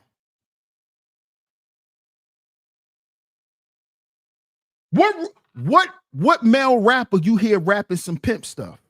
You don't really hear it. It's not on the radio.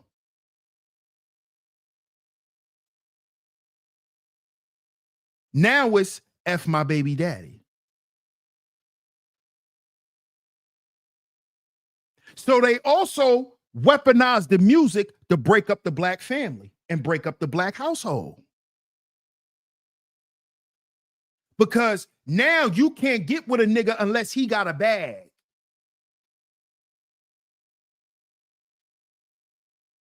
And then you wondering why you going on dates with niggas who wear bags. Zesty niggas. Because your man got to have a bag. Ladies, how would you feel, right? If you decided to go on a date with a nigga, right? And he went on a date and y'all got the same fucking purse? How would you feel about that?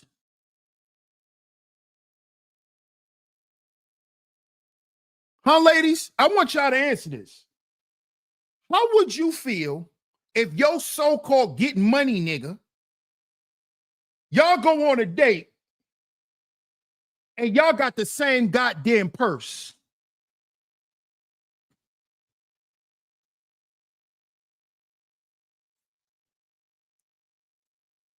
Because this is because of hip-hop too. This is because of hip-hop too. That now y'all women can't even find a straight man. Y'all going on dates with niggas that put their purse on the table like you.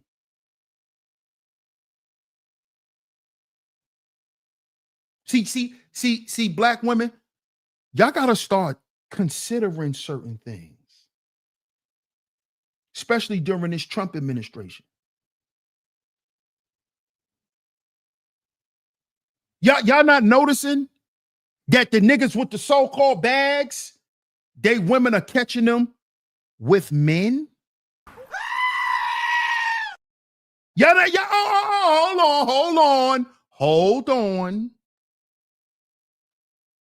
Hold on.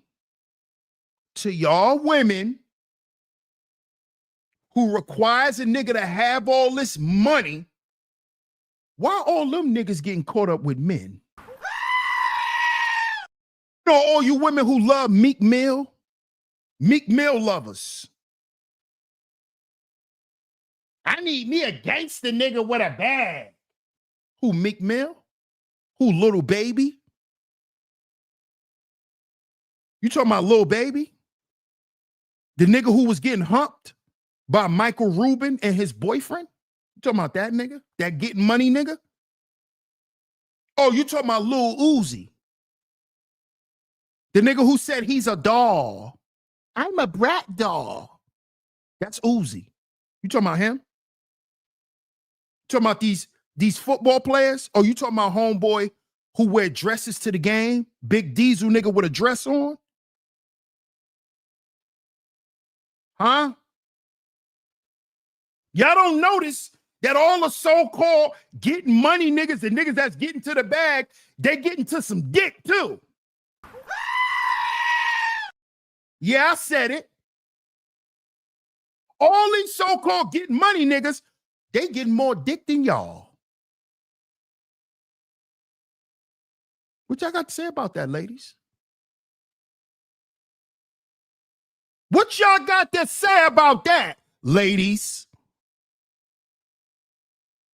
Won't you worry about a nigga being a man and liking women more than what's in his bank account?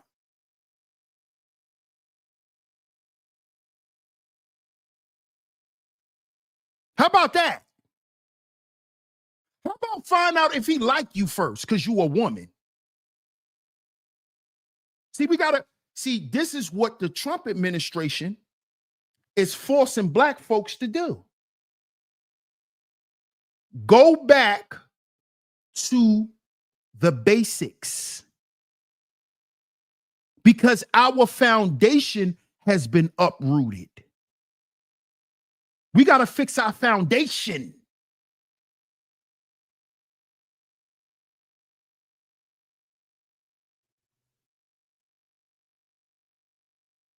See, y'all don't want to talk for real, for real. Y'all don't want to talk for real, for real. Jay Bizzle. Y'all don't want to talk about this shit for real.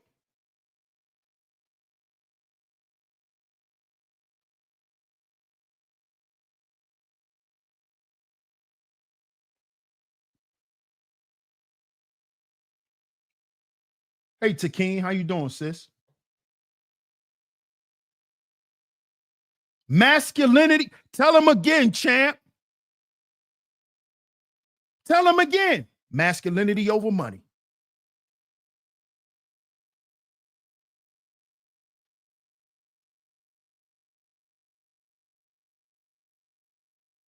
Come on, y'all. Y'all don't want to talk about this? Do y'all? Or do y'all? Huh? See, what the Trump administration is forcing us to do as a Black community is to begin to look inside of ourselves. Because Black people been living outside of themselves for too long.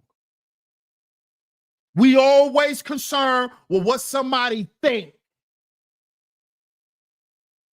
That's why we've been spending billions, if no trillions of dollars on fake shit for decades.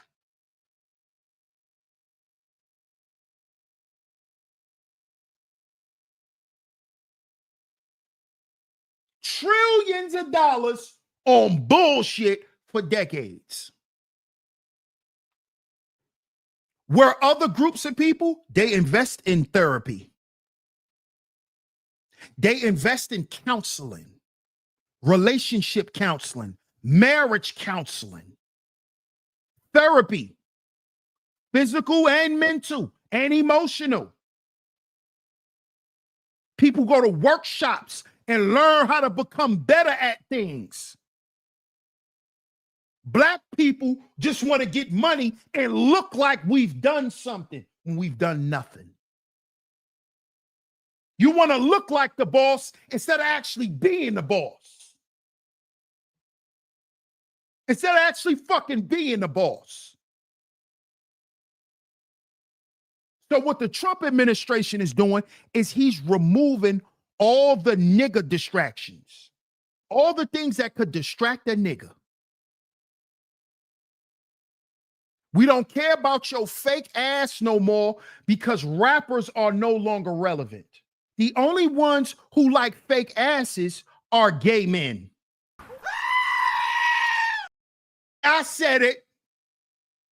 Ladies, the only one that like you with your fake body and your fake ass is a DL man. A down low man likes to put his thing into plastic. That's a down low man. That's a freak and a weirdo. That's not a heterosexual man. A heterosexual man, we like all of that. I like me a good old stretch mark. I know you're human. I know that's your real body. You know who like all this made up, tricked up? These DL men. These DL men. He go from BBLs to trannies. He go from women with BBLs to transsexuals. Look at all the rappers. Look at all your athletes who like all those BBL made up women. They went from the BBL made up women to now sleeping with men. Dwight Howard. Should we keep going? Soldier Boy. Trans lovers. Ray J.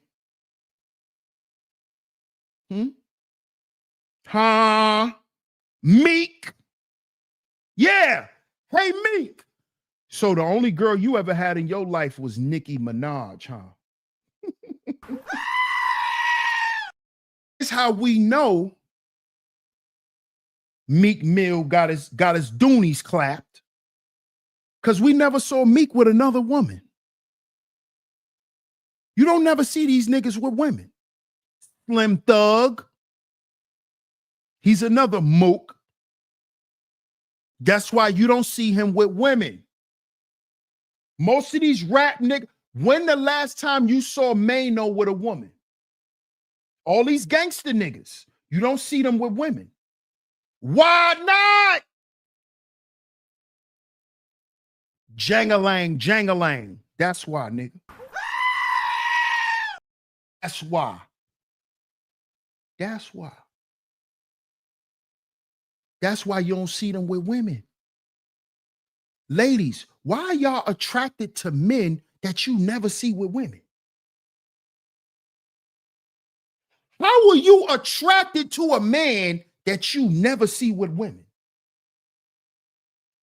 Oh, I love Trey Songz. When did Trey Songz ever have a fucking girlfriend? When? He been in the industry over 10 years. Have you ever saw Trey Songz' girlfriend? Hmm.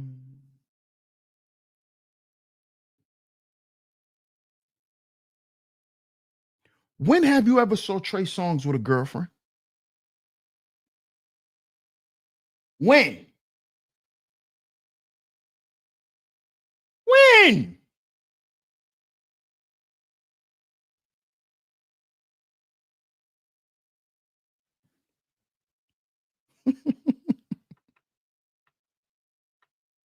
This how you know all the women y'all listening to are carpet munchers.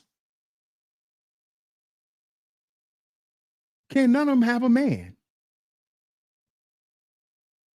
And they're actually teaching y'all to be the men in the relationship. Megan, Glorilla, they're the niggas. Why do you think they're teaching y'all how to be men? Because they training y'all to be with DL men. They're training y'all to be with the Diddies of the world. Lori Harvey, Young Miami. They're training the next generation of girls on how to be with gay men, how to be with DL mooks. Not even gay men, excuse me. Pardon me. Because they're not gay men. These are DL mooks. Because a gay man is not in the closet. A gay man is happy to like a man. These are not gay men. These are DL mooks. So Meg the Stallion, Glorilla, Lotto, because they all date DL mook niggas. So they're teaching the young girls on how to be with a mook. This is why all y'all young girls getting beat up. All y'all little young cousins, young niece. Why y'all think they getting abused? Because they with a mook. They with a mook. And when you with a down low mook, you got to get used to getting your ass whooped. Math Hoffa, he's a mook. That's why he can't stop beating on that girl. He's a mook. These are mooks. And the music is teaching the young girls how to date a mook, not a man. Not a man. Because a man not going to let you talk to him like that. You know what he going to do? Have a good day. Block it. A real man will block your ass. Block. Get your ass out of my face. You think you the highlight of my life. Block. That's why they don't date real men. They date mooks. They all date mooks. They all date mooks. Mookingtons. Mookingtons. Joe Budden and Tahiri. Thank you, Jay Smart. Thank you, Jay Smart. Joe Budden is a what? He's a mook. He's a mookington. Shout out to Kanye. Shout out to Kanye West. That's my guy right there. Salute to Kanye. Shout out to Kanye. How many women have we ever saw Jay-Z with besides Beyonce?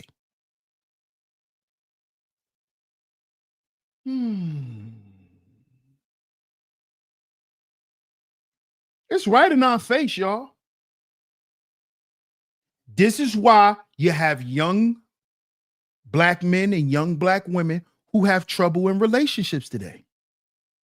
Because we're comparing our relationships to the goddamn industry. Because we on our phones all day. We up and down our timelines all day.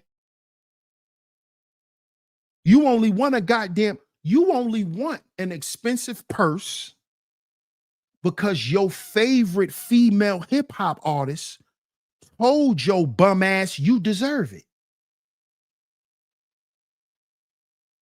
See, back in the day, the female rappers used to tell y'all to go to school and to be intelligent and to keep your legs closed. not open them up because a nigga got money. See, back in the day, we had rappers who told us to take care of women, to respect women. What happened to them? They all got flipped. They all got ran out of the industry. That's what happened. So we can be where we are now. You see? See, Queen Latifah, when she said, UNITY,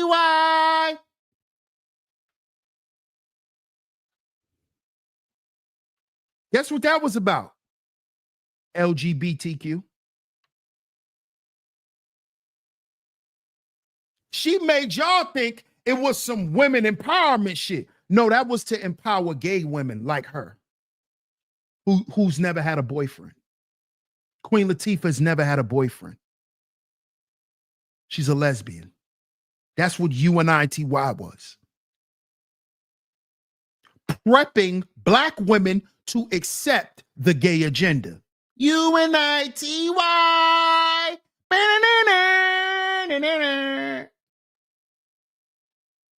Mm-hmm. Yeah. Sorry. You didn't know that, did you? Mm-hmm. This is why it's so easy for y'all to accept that shit. You've been conditioned to. Just like the younger generation today. They've been conditioned to accept Little Uzi Vert, Little Yachty. So now it's part of fashion for you to have your fingernails painted like a girl.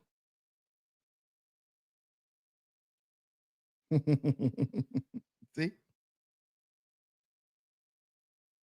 See? You see that? Little Nas X. Thank you, Jay Smart. You see what they done? So when I say shout out to Donald Trump and his administration, it's because he's uprooting this false reality that Black Americans have been under. Let's say for the past 50 goddamn years, because that's how long we had hip hop. And what is hip hop rooted in? Pedophilia. What is hip hop rooted in? Homosexuality. What is hip hop rooted in? Sexual assault, child trafficking. This is what hip hop is rooted in. This is what Black culture has been rooted in for the past 50 years. And I want somebody to get up here and try to defend this shit like I don't know what I'm talking about. I dare one of you niggas type in the chat room, I don't know what I'm talking about. Because it's clear I know what I'm talking about. That's why niggas never left the projects. Because through hip hop, niggas was told they were soft if they left their hood. You can't leave the bros. That's what hip hop taught us. Never to leave the block. Because if you leave the block, you left the block because you was scared. You left the block because you wasn't built like that. You left the block because you was scared to die.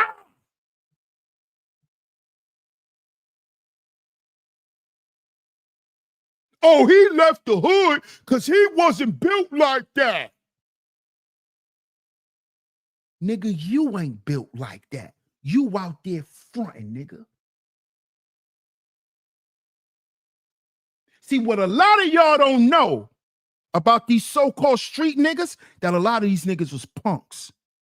And that they prayed to God every day when they got their ass in house from selling drugs. Thank you, Lord, for bringing me home today. These niggas wasn't tough. But see, they'll never tell you that. because they made a lot of money living a lie. They only was tough because you believed them. You scared of an illusion. You scared of the boogeyman. Oh, he never was built like that. What, built to go to jail? What, built to go to jail? Huh? Oh, I was never built like that. He wasn't never built like that. What, to go to jail? And be up under a big homie? Huh? Wash your niggas' drawers? Talking about you the big whoopty, but you up north making salmon steaks, nigga? I don't want to be built for that. I don't want to be built for slavery. A lot of you niggas joined gangs and became slaves. You washing the big homie drawers and making Jack Mac, nigga. So what if you got the high? I got the high for the whoopties. Nigga, you up north making albacore tuna with green peppers, nigga. Shut up. Shut your dumb ass up. Don't nobody need to hear your voice.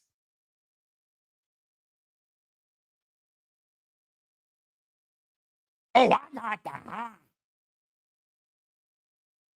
Because you up north selling K2. Shut your dumb ass up.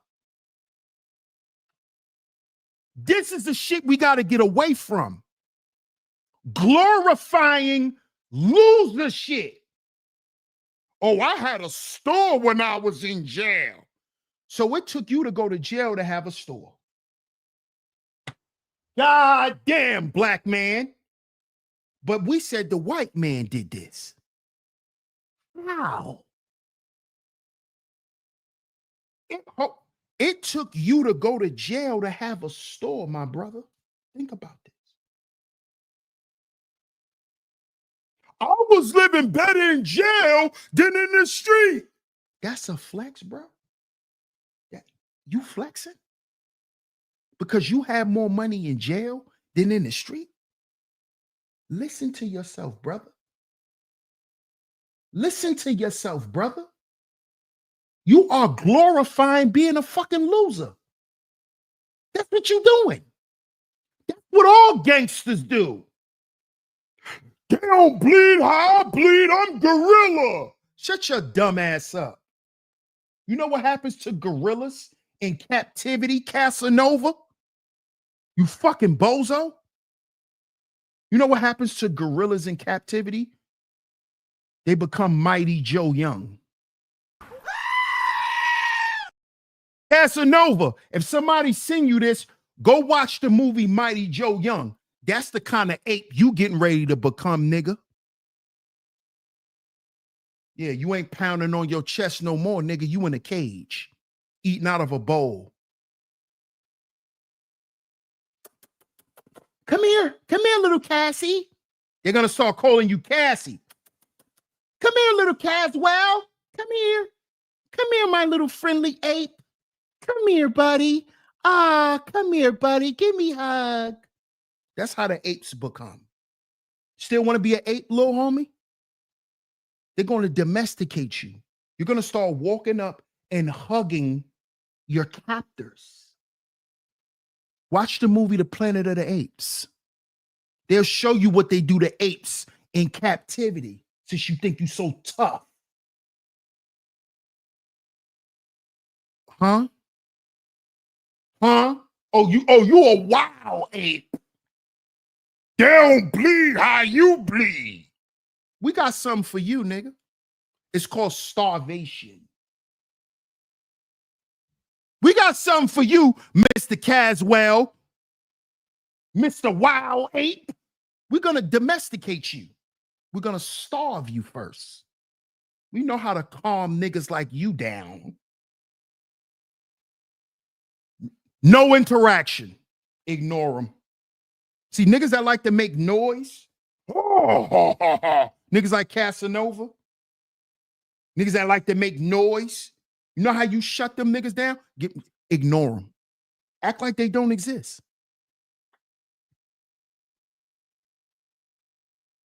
No one cares about me. No one cares. Yeah, nigga. Now you're Mighty Joe Young. Yeah. Yeah. Yeah. Mm-hmm. You ain't Harambe, nigga. You Mighty Joe Young. Calm down. Uh-huh. Get back where we need you to be, Caswell. Mr. Caswell. Calm down, nigga. You ain't scared nobody. Okay, you done shook your cage.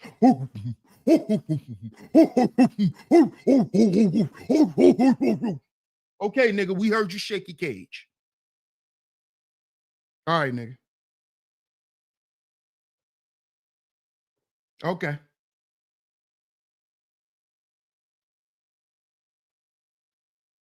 Hey, Scorpio, if you have to remind anybody in the chat of that again, you know what to do. You know what to do.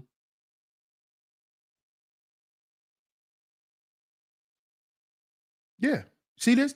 This the conversation y'all don't want to have. Casanova's in jail because he's a gang member. Donald Trump is ridding the United Streets of gang and drug activity. He's ridding the streets of drugs and gang activity. He's ridding the streets. It is an executive order. It is an order given to the FBI to attack all gangs, all street organizations, every one of them. Every one of them. You see, Chef G just went to jail. He better come home on his best behavior. Because see, all this gangster street shit is over. Because now, let's say all the stupid shit y'all taught us was right. Let's say that they did create crime. They did do this. They did do that. Let's say that's so, right? How long you think they was going to let us do it? See why you still can't blame the white man? because let's say DS1, they put the drugs here for us to sell. This was a big setup. They did this to us. We fell for it, nigga. When you walk into a bear trap, who do you blame for walking in a bear trap? You thought they was going to let us be criminals forever?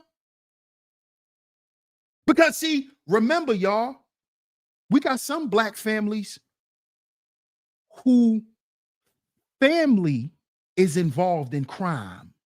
It's a family thing. It's a family thing. See why it's time to get rid of this shit? Time's up. Your time is up. So even if they did create it, even if they did give it to us, it's time to give it back, niggas. Okay, how about that? How about that? How about that? How about it's time to give it back? How about it's time for playing gangster? How about those days are over? If they use us and all of that shit that y'all like to say, how about we get tired of being used in that way? How about we allow them to use us in a way that it would actually benefit us? How about that? How about that? Can black people start thinking like that? And guess what? This is the perfect time for us to start thinking like this. Perfect time. Perfect time to start caring about one another. Perfect time.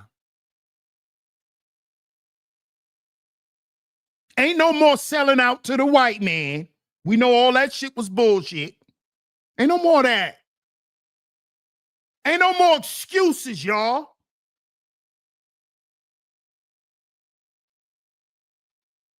You can't say it's because of how I grew up no more. See, all of that shit is being dispelled and being done away with. The future for black folk, it's looking better. Our grandkids don't have to say, oh, it's because I grew up in the hood.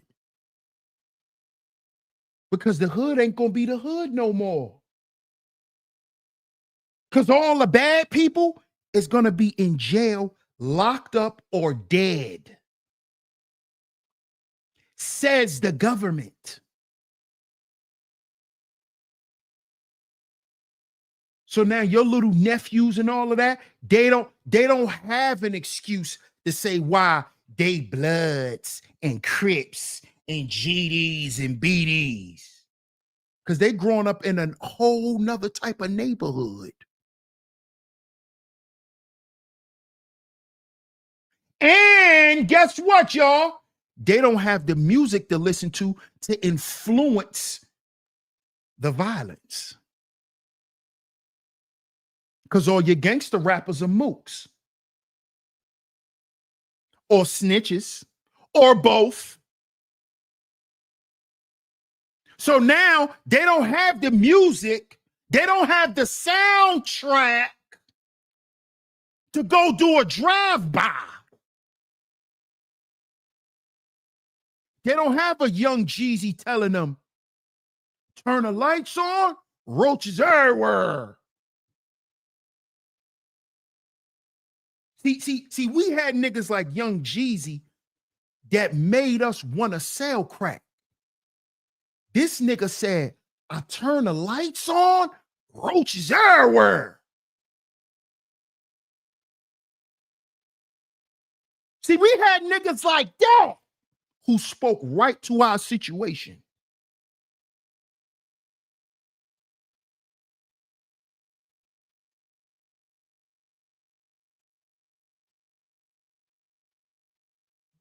Come on, y'all.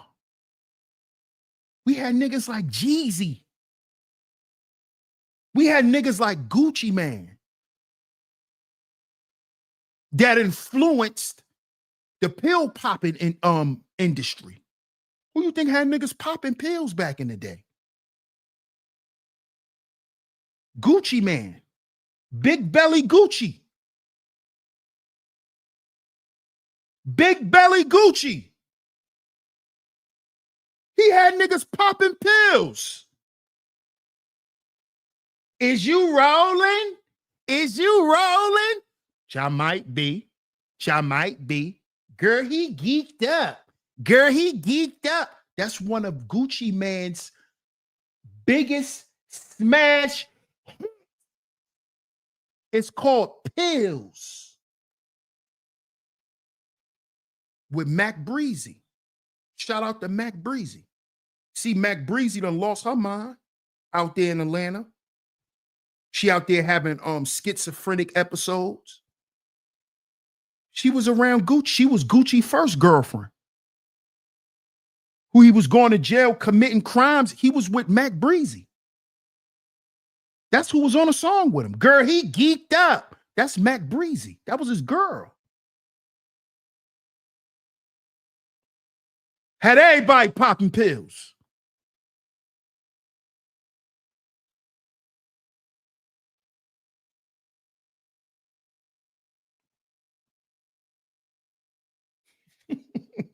Exactly, Jay Smart. Hey, we did a whole show about 3 6 Mafia, Jay Smart.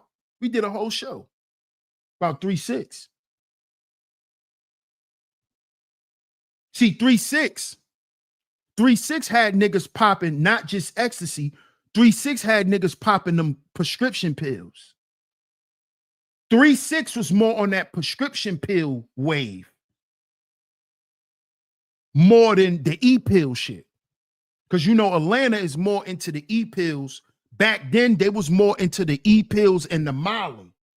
Memphis was more into the perks, the Zans, the lean, shit like that. Atlanta was more on ecstasy and lean. Memphis, South Carolina, like the Carolinas, Memphis, Florida, you know, them niggas on them prescription meds. It's different. It's different. Just like in New Orleans. This is why you had Wheezy in them back then. They was talking about popping Adderall and popping perks and Zans and all that. Y'all got to understand it's different drugs for different demographics. Yeah, Pat too. Pat was on that lean. Pat was on that lean heavy. Pat was a lean guy. Project Pat, he was on that lean heavy. And Zans, you know, he a downer. He's a downer. The whole South was popping pills on wax, minus Outkast. That's a fact. That's a fact, especially out there in Atlanta. So y'all got to understand how this stuff is connected to our everyday life. When we talking about hip hop, we talking about Black culture. It's time for us to rediscover what our value is. And we need to start making decisions on what we want our value to be in this country from here on out. Donald Trump created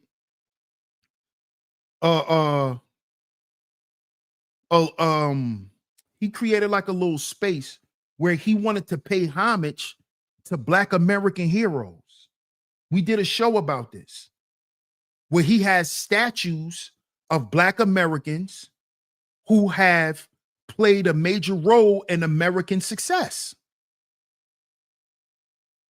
It's time for us as Black Americans, to focus on that again. Because that is what the Black Panthers focused on. That is the original purpose of organizations like Growth and Development. That's what it was originally all about. It was about giving our people something to be proud about. Black people always want to walk around and act like white pride is a problem. It's nothing wrong with white people being proud of themselves. The problem is we always comparing our pride to someone else's. And that's because we've never truly established Black pride. Because now Black pride is you graduating from an HBCU and having on designer. Today, that's what Black pride represents. I drive a BMW. I graduated from an HBCU. And I am Sigma Phi Alpha Kappa. That's Black excellence today.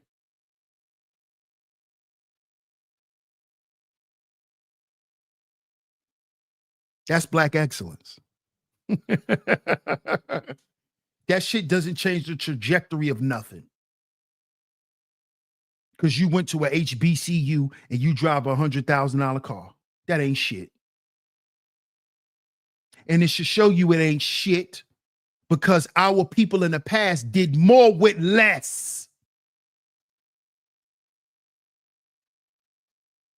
Why did our ancestors do more with less?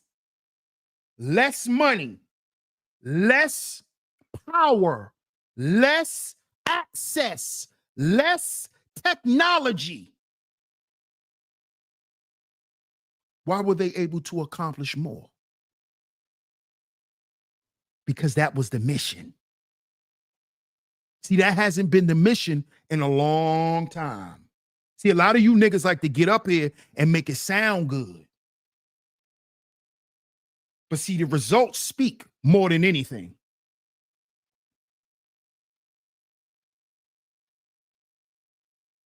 The results. You see? All we could show is some nice clothes and cars and jewelry. That's all black folks could show. Because that's what we're proud of the most. Because that is actually how we value each other. That's how we value each other. We look at each other's clothes. Oh, I could tell he ain't getting no money. Look what he wearing. See that? See that? Black people are the only people who think like that. Mexican people don't think like that. White folks don't think like that. See, in other communities, it's actually the opposite. See, in other communities, when they see us with all the names on, they know we broke. They know we broke. They know. See, in other communities, when you see the man with the Walmart clothes, that's the nigga who owns his house. See, in other communities, when he wearing Shacks, when he wearing Skippies, that's the man who actually runs a construction business, who owns one. And he actually hired his wife and her homegirls to come paint all the apartments. Y'all notice all the Mexican women do all the painting in the houses now? Y'all not noticing how the women are taking over the industry of construction with the Latinos? Who the hell you think putting them in power? The men. Now the men don't gotta come in there and lay no carpet. They send their wives in there to do it. Her homegirl. She married to the husband co-worker. Black people can't do that. The last thing a nigga want to do is give you a job. That's the last thing a nigga want to do. You know what come out of black people's mouth? I shouldn't have to give you nothing. You see how stupid that sounds? Other people don't talk like that. Other people don't talk like that. Oh, why should I have to get you a job? You don't hear Latinos talk like that. As soon as he get off the fucking boat from Venezuela, he had work the next goddamn morning. He at work the next morning. Because only niggas think the way they think. That they don't have to do nothing for nobody. That's a nigga. And that's why all other groups call us niggas. Stupid niggas. Stupid niggas. Because we all stupid niggas. Because only a stupid nigga would say, I don't have to help my people. Only a stupid nigga will say that. Or a dumbass redneck. You don't even hear rednecks say that. You don't even hear hillbilly say that. I'm not hiring my nephew. He could find his own job. You don't hear that. You hear niggas say it. That come out of niggas' mouths. Because a nigga don't want you to ever have shit just like him.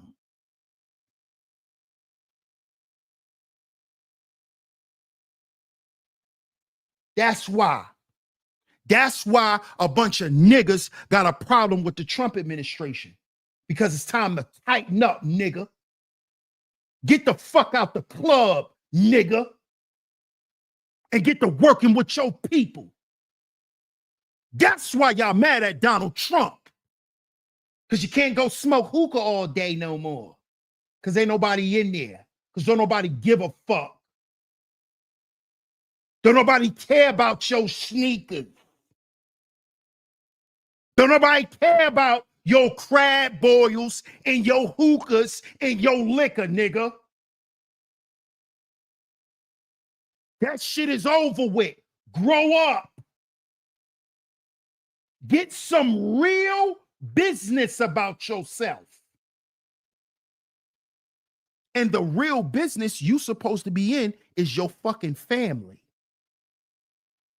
You should be concerned with your family. That's what real people who know what's really going on out here is actually doing. They working with their family.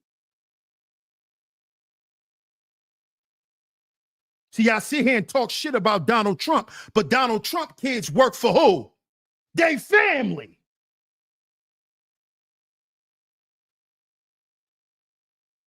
Who Joe Biden's son worked for? His daddy. He worked for his daddy so goddamn much that he could sit at home all day and pay for whores and smoke crack. Because he worked for his daddy, nigga. While you niggas still sit up here, oh, I ain't got to give a nigga nothing. I ain't got to help a nigga with nothing. Because you a bum. You a bum.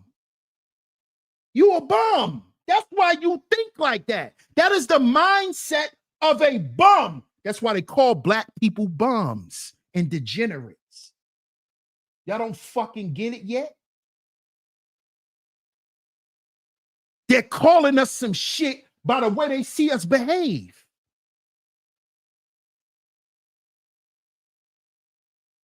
You will tell a nigga in his face, you ain't got to help him.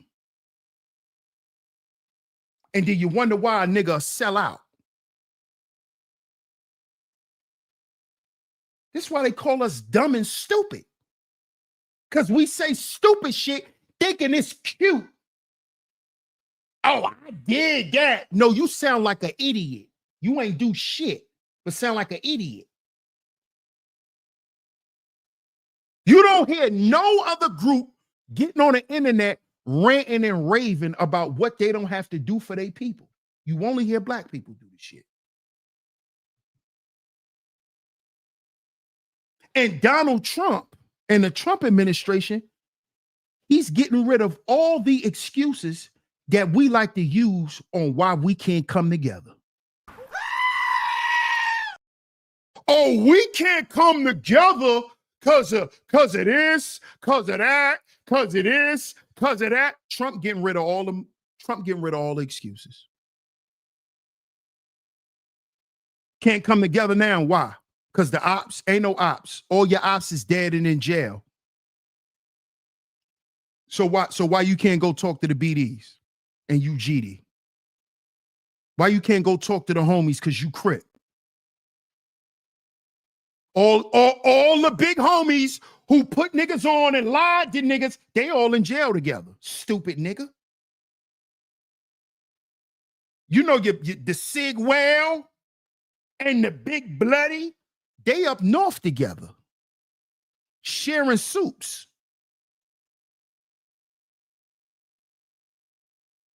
So we still gonna be sitting out here telling these young boys, oh, they got ops. Ain't no fucking ops. Ain't no ops.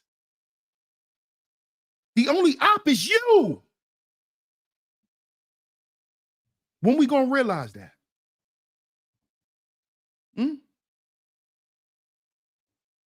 Huh? When we gonna realize that? We our own fucking problem. And all they have to do is document hip hop to show our children that it wasn't a white man's fault. Look how all these old how all these old ideologies dying out.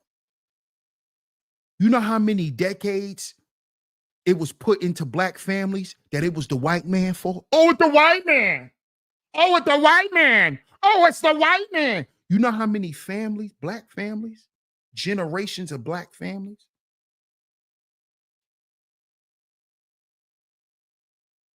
that now all they got to do is play back the tapes from the 80s and the 90s in hip hop.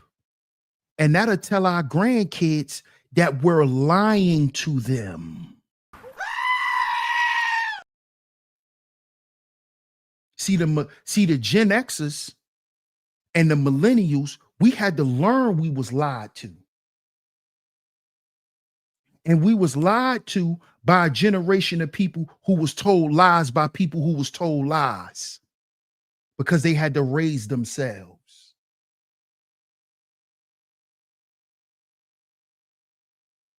See that? But now, as a group of people, we actually have generations we could save. Because we don't have to lie to them and tell them it's some mysterious white man, which is why your parents and your grandparents was on crack. You don't have to lie to them.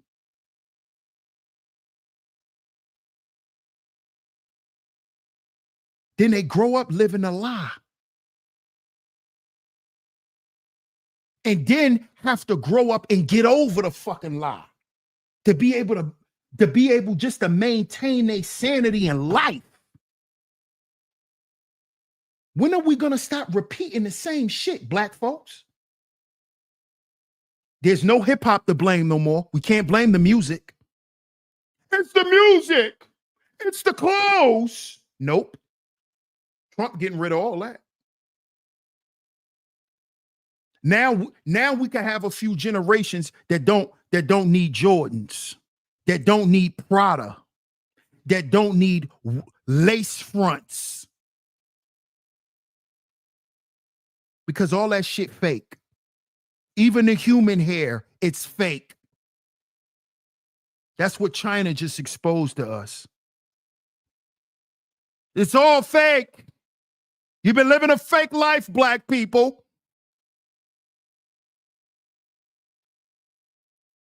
See, my issue is why am I the only one appalled at this shit?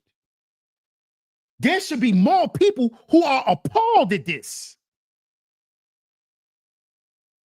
You got people on here doing shows arguing about why they left their marriage over some superficial bullshit. Oh, I left my husband because he never treated me. He never took me here and he never bought me this and bought what? A bunch of fake shit? Oh, he never fed into your fake narrative that you believe about yourself, that you watched on TV, that you watched on television. Huh? So now you done threw away a great man because he didn't make you feel like Alice in fucking Wonderland. When that's a cartoon. When that's a cartoon. See, black people, we want to be glorified in living as characters. You still got grown-ass women want to be treated as princesses. Who a grown woman? Girls are treated as princesses, not women.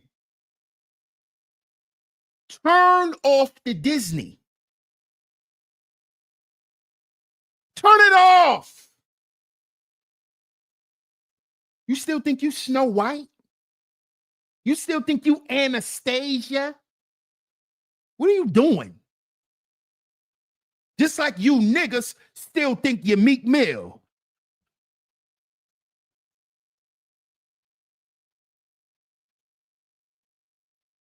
Grow up. Because the real movers and shakers of the world are not rappers. They're not fucking entertainers. Why don't you be the nigga who signs the rappers' checks? How about we start becoming them? Instead of being Little Baby, why don't you be Lil Baby's boss? Why don't we encourage our young boys to be the boss of Lil Wayne? Be the boss of Lil Baby.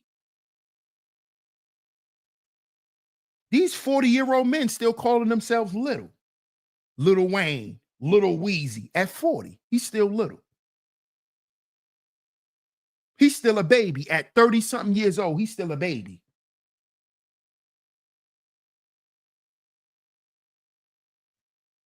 And then y'all women turn around and say, black men don't want to grow up. You know why he don't want to grow up? He listen to Lil Baby every morning. He listen to a nigga named Lil Baby. How the fuck he gonna grow up? He's listening to a nigga named Lil Baby. How he gonna grow up? What Lil Baby gonna tell him? Because when Lil Baby grow up, what you gonna call him? See, when Lil Baby get old enough, he ain't gonna be in rap no more. You see, he about to get cooked anyway. Lil Baby about to go to jail. Lil Baby. That's what police homies that's still in jail, that's what they're gonna be calling them. Come here, Lil Baby. Come here, Lil Baby. Wham, wham, wham. Yeah, that's the sound that you gonna hear in them jail cells when Lil Baby end up in jail. Wham, wham, wham, wham, wham. Wham. Wham. Wham, bam. Thank you, ma'am. That's what they're gonna tell Lil Baby. Because he about to catch a Rico too. Lil Baby. This nigga don't want to grow up. Lil Baby. Drug dealer. A Lil Baby. A nigga who don't want to grow up. Nigga who don't want to grow up. Lil Baby. And that's what they're gonna call him, Miss Angie. That's what Fleece and them gonna be calling him. Lil Baby.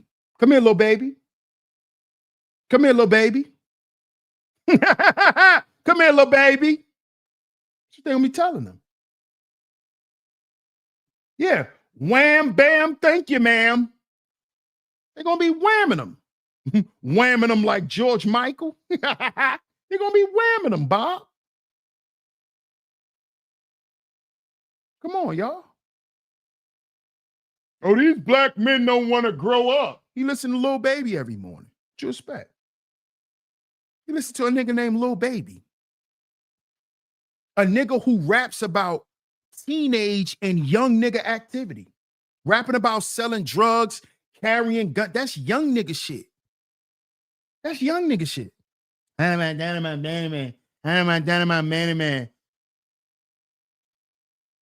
It's a kid. Rap about kid shit. Nobody want to hear that. And I pulled off in the years. And I pulled up in the years. And in the years. Shut up. Shut up. You could tell by how them niggas rap that they don't have grown men conversations. They still sit around and talk like children. I'm about to buy this. I'm about to get this. I'm about to get that. I'm about to buy this. Like a kid. You know how kids are. Yeah, I'm about to get the new game. Yeah, and then I'm gonna get the new Jordans. Yeah, and then I'm gonna get. That's how these rap niggas talk. They ain't grown men. But these are the guys who raised a lot of us. They raised us, y'all. This is the shit that influenced us. We want to dress like these niggas. Come on. See, this is the conversation the black community doesn't want to have. But we need to have it. And I think we might need to come back tomorrow with a part 2. Put a 1 in the chat if you would want a part 2 tomorrow, y'all. Put a 1 in the chat if y'all want me to come back tomorrow and do a part 2.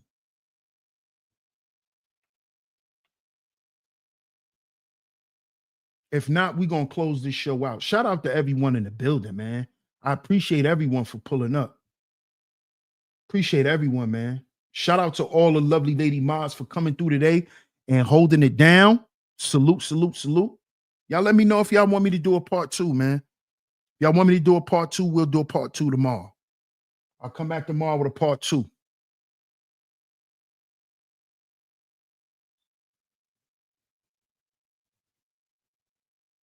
It's my day 1 right here. Salute, Crow. It's my guy right there, man. Good to see you, man. Love you, nigga.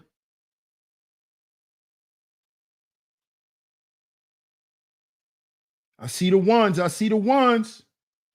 Stan Jaworski, welcome to Sheep Stay Sleep TV. Salute, Stan. United We Can says a 1. Scorpio says, come on, somebody. Salute, champ. We got the OG in the building. He says, do another one. Cynical says 1. My man Cleveland said 1. Cuzzo says 1. I might come back tomorrow, y'all. Y'all asking for it. Y'all asking for it. Y'all asking for it.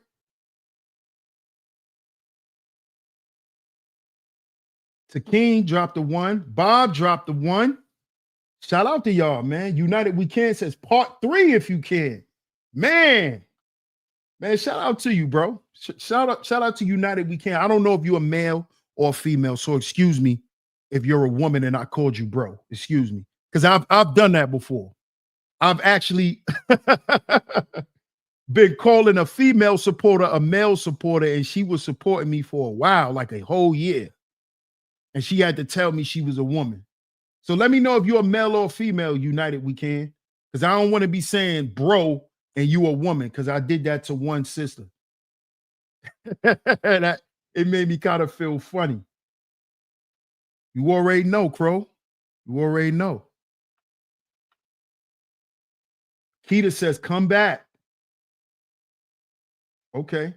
Well, we will be back tomorrow, y'all. We will be back tomorrow with a part 2 to speak on how the Trump administration is the Black American community wake-up call. This is our wake-up call, y'all. God always comes to warn the people. Warn the people. This should be our wake-up call, y'all. But we will be back tomorrow to continue on with this conversation. Shout out to y'all. Shout out to y'all. Shout out to y'all. Salute to everyone who has financially supported. If you hit the super chat, if you would like to financially support today's show, you can hit me up on Venmo at Sheep Stay Sleep TV, at Sheep Stay Sleep TV on Venmo or PayPal, or you can hit me up on Cash App at DS100 Network. That's $ lowercase DS100 Network. 100 Network on Cash App. Shout out to everyone if you have financially supported today's show. It is very much appreciated. Very much appreciated. Thank y'all. Most importantly, I appreciate y'all being here. Appreciate y'all being here, man. I appreciate y'all time. I appreciate y'all support. Make sure if you haven't, double tap y'all screens if y'all are here through the vertical feed. Hit that like button on the way out. Yes, you may, Takeem. Yes, you may. Yes, you can share my videos. Yes, ma'am. Yes, ma'am. Yes, ma'am. And thank you so much. I appreciate your support. Shout out to everyone. Get down in the comment section. What China Brim say? Get in the comment section. Get in the comment section. Let me know what y'all think of today's show. We will be back tomorrow with part 2. We will be back tomorrow with part 2. But get in my comment section. Shout out to China Brim, man. Shout out to 050 for that. I love that shit. Get in my comment section and let me know what y'all think of today's show, man. I appreciate everyone. Much love to my lovely lady mods. Salute to all of my lovely lady mods for coming through and holding it down. We had a packed house today.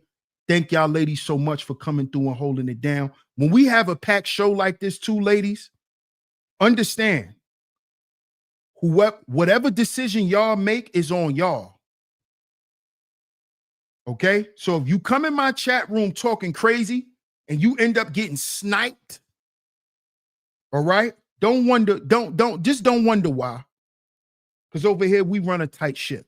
So shout out to my lovely lady mods for coming through and holding it down as usual. Thank y'all ladies so much. Shout out to the visionaries. Shout out to the bros, man. I appreciate y'all. I appreciate all y'all support. I appreciate y'all being here, man. We will be back tomorrow. We will be back tomorrow with a part 2. DS1 Ross, Sheep Stay Sleep TV. Catch y'all tomorrow. Peace.